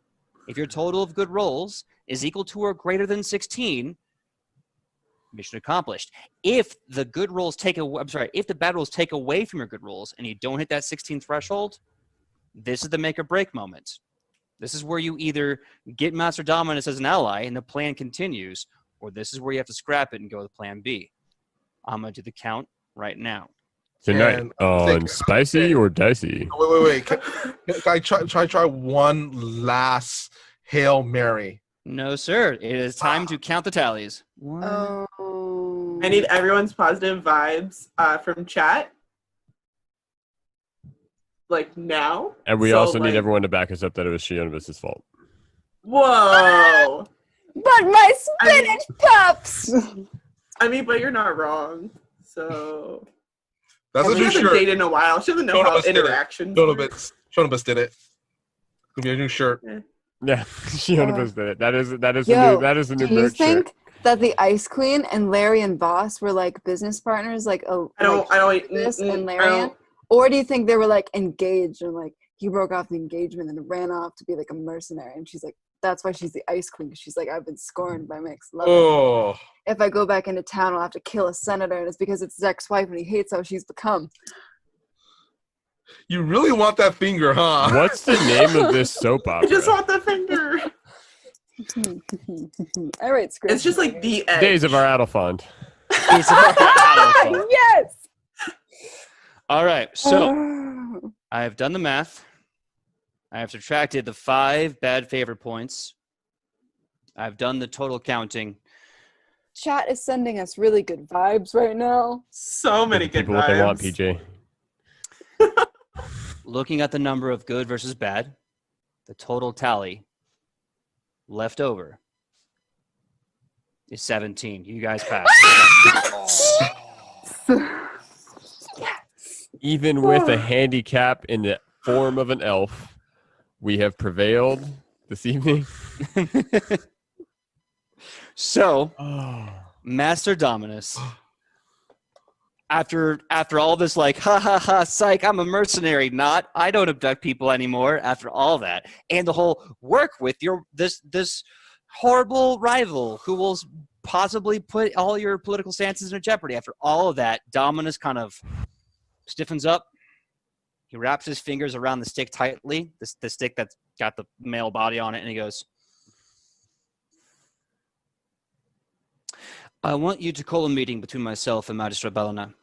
We will come to terms. This will take a long time, but only when we have come to terms will we present a united front against the Ice Queen, because that is the only way she'll listen. And only because my apologies, madam, but you're graceless, tactless, whatever you want to call yourself, but only because you present a social token that I could never present to her, which is knowledge that you somehow have. So I'll trust you on that. So I will meet with Belena, and I imagine we don't have a lot of time, so I'll have to meet with her this evening. And Lady Shunibis, by your leave, I will wait for your summons to meet with the Ice Queen. She probably won't even hear my name unless it's your mouth saying it. Perfect. I assume Rufa then I will have Rufa send for you then. I would appreciate the company once more. My apologies, Mr. Solona. I will be skipping dessert. The wine was a level pairing, although not leveled in its pairing. Woodward and the mush, you have convinced me that size is better lower to the ground than above it, I suppose. Well, if you excuse me, I must take my leave. Even on holiday, I have work to do. He stands up. He gives you all a very courtly bow. He shoulders the stick, and he leaves. And then you can kind of hear the door opening up and the secretary going, Master, how's the evening going? Have you had dessert already? Is everything going well? Are you enjoying? He goes, not now, secretary. Writing my papers in quill. We have a nation to save. That sounds ominous. Good ominous? Bad ominous? I have to talk with the magistrate. Very bad ominous, I'm guessing. Very, very bad ominous. Yes, secretary, very bad ominous. Very bad indeed. And with that, with the sound of the door closing behind them, Master Dominus and his secretary get ready to make a peace talk with the War Council. Now we're going to have another debate between peace and war coming together to make the higher powers that be listen and work together. With some strange token in the works that Shionibus is going to cash in here, and we'll see where that goes to later. But we'll see where that goes to next week on Edge of Legends, episode 11, the first full episode of our affiliated status, which once again, bless you. Game tonight. And thank you. Thank for you everything. so much. And Honestly. we're going to, thank you so much. We're going to close with a quick wrap up and goodbye from everyone here. We're going to say who we are, where you can find us, and then give everyone in the chat our love and goodbye. Ian, take it away. My name is Ian. I play Woodward and roll for Mush. You can find me at Scoutmaster of the Troop on Instagram. And if you have a spare moment and want to take a break away from the rush, you can also check me out at blackcoffeephilosophy.com and read my blog. Awesome possum, Michael Powell. I am Michael Powell. You can find me all over the internet on my social medias, which are at Mr. Kapow. That's MRKAPAO. Or pretty much my social media hub is my Facebook page, which is facebook.com/Michael Powell Does Stuff. Also, tomorrow I will be co-hosting Toyzilla Live. We're actually going to have our guests going to be some folks who run a collector's program, so that's going to be really cool. And I'm also the editor-in-chief of Suit Up Geek Out, which is a fashion lifestyle site for geeks. Oh, and me and PJ, we do a thing called At the Table. I'll let him talk about more about it. Very, very cool. Sidney, take it away. Sidney, love you guys. Super excited about the affiliated thing. Working really hard on that. I feel so happy. Anyway, you can find me at Sidney Rubino on all the social media. And on Tuesdays, every Tuesday, I read a fairy tale for kids, dogs, friends, neighbors, anyone. So if you like fairy tales and you like listening to stories, check out my YouTube page at Sidney Rubino at youtube.com. All right. Kylie, what you got? Hey, I'm Kylie. I played Shionibus. You can find me at Kai's Wonderful Life on Instagram, TikTok, here on Twitch. I'm working on a Twitter. We'll see. I feel like I'm too old for that. But at the end of this month, so not this weekend, but next weekend, I will be at Evermore Park up in Utah. So if you're in the area, come hang out. Nice. And by the way, for those of you who don't know, Evermore Park is like this really cool, it's like Disney, but like if Disney and Paizo and Pathfinder had a baby, it's this really cool It's park. so cool. You can LARP. And they just came out with a new restaurant. So that's right next door. Oh my God. I've never been, but I've seen amazing things. I think we should all one day go dress as our characters and have a. Yes. Well, Definitely. I'll dress as a DM, a GM. Anyway, so my turn. My name is PJ. I am the GM of Edge of Legend and one of the amazing people I get to share with the Edge of the Natlet. I am PJ. I am the GM of Edge of Legend here at Nat 20 Productions. Thank you so much for your love and support, for tuning in for 10 episodes straight. And with your hard work and our passion, we've made this an affiliated channel, which has been a massive goal for us. We only want to grow things. So with your love and support, we will grow and hopefully give you guys so many more awesome things to watch. Speaking of many more awesome things to watch, Tuesdays, this week actually, so yesterday, we started a brand new show called At the Table. Tuesdays, 3:30 to 5:30 Pacific Standard Time. So that's about 6:30 to 8:30 p.m. for you East Coasters. Hi. Yeah. And basically, it's just me and Michael Powell shooting the breeze, talking about some of the really cool books coming out from Pathfinder, how to build some really awesome characters, how maybe some of these characters relate to the awesome lore of Edge of Legend. And if you want to say anything, chat with us, ask us questions, build characters along with us, you can please feel free to pull up a seat, take out your books, and sit with us at the table Tuesdays, 3:30 to 5:30. Anything else, you guys, has been amazing. God's blessing, amazing Afro blessing. So thank you so much. And we'll see you here, same Edge time, same Nat channel. Yeah. And we'll become legends right along with you guys. Yeah. Thank you. Good night. And fan fiction. Send your fan. Oh, yes. Send us your fan fictions. We hungry for your fictions, son. Yes. I know some of you haven't finished them yet, and I've received messages about it, and it's okay. We'll read it one of these times whenever you get it in. I believe in you. You can do it. Yes, we know some of you haven't had a chance to turn it in. We want to see those fan fictions. Also, big shout out to Keywork, who called Rufa Ramsey. I thought that was hilarious. Nice. And Evan Dale, new name in the chat. It was awesome seeing you. I loved all the poop jokes about Woodward being the number 2. I love poop humor. Also, a big shout out to Reap Psyche, who actually had a great amount of political advice of what we should have done. Yeah. But avoided. Also, I heard that Trigger-chan89 has a birthday today, so happy birthday, Trigger-chan89. Oh, happy birthday! Guys, if we're calling out birthdays, it was Reaped Psyche's birthday last week. Oh, no! So, Happy I birthday! know. Happy birthday! Reap Happy Psyched. birthday! Happy birthday, man! Love you. You get a hero point, Reap Psyched. You get a hero point, birthday hero point. Trigger-chan89, Reap Psych, Hero Point, go have adventures. Yes, go become legends. But don't make deals with gods. Never. That's Or- good advice. Or their avatars, unless you really want to have a great time. That's how you have a bad time. Yeah. You have a bad time. All right, everyone, sleep well or stay Good up. night, and we'll Good see you night. next time. Love you, bye.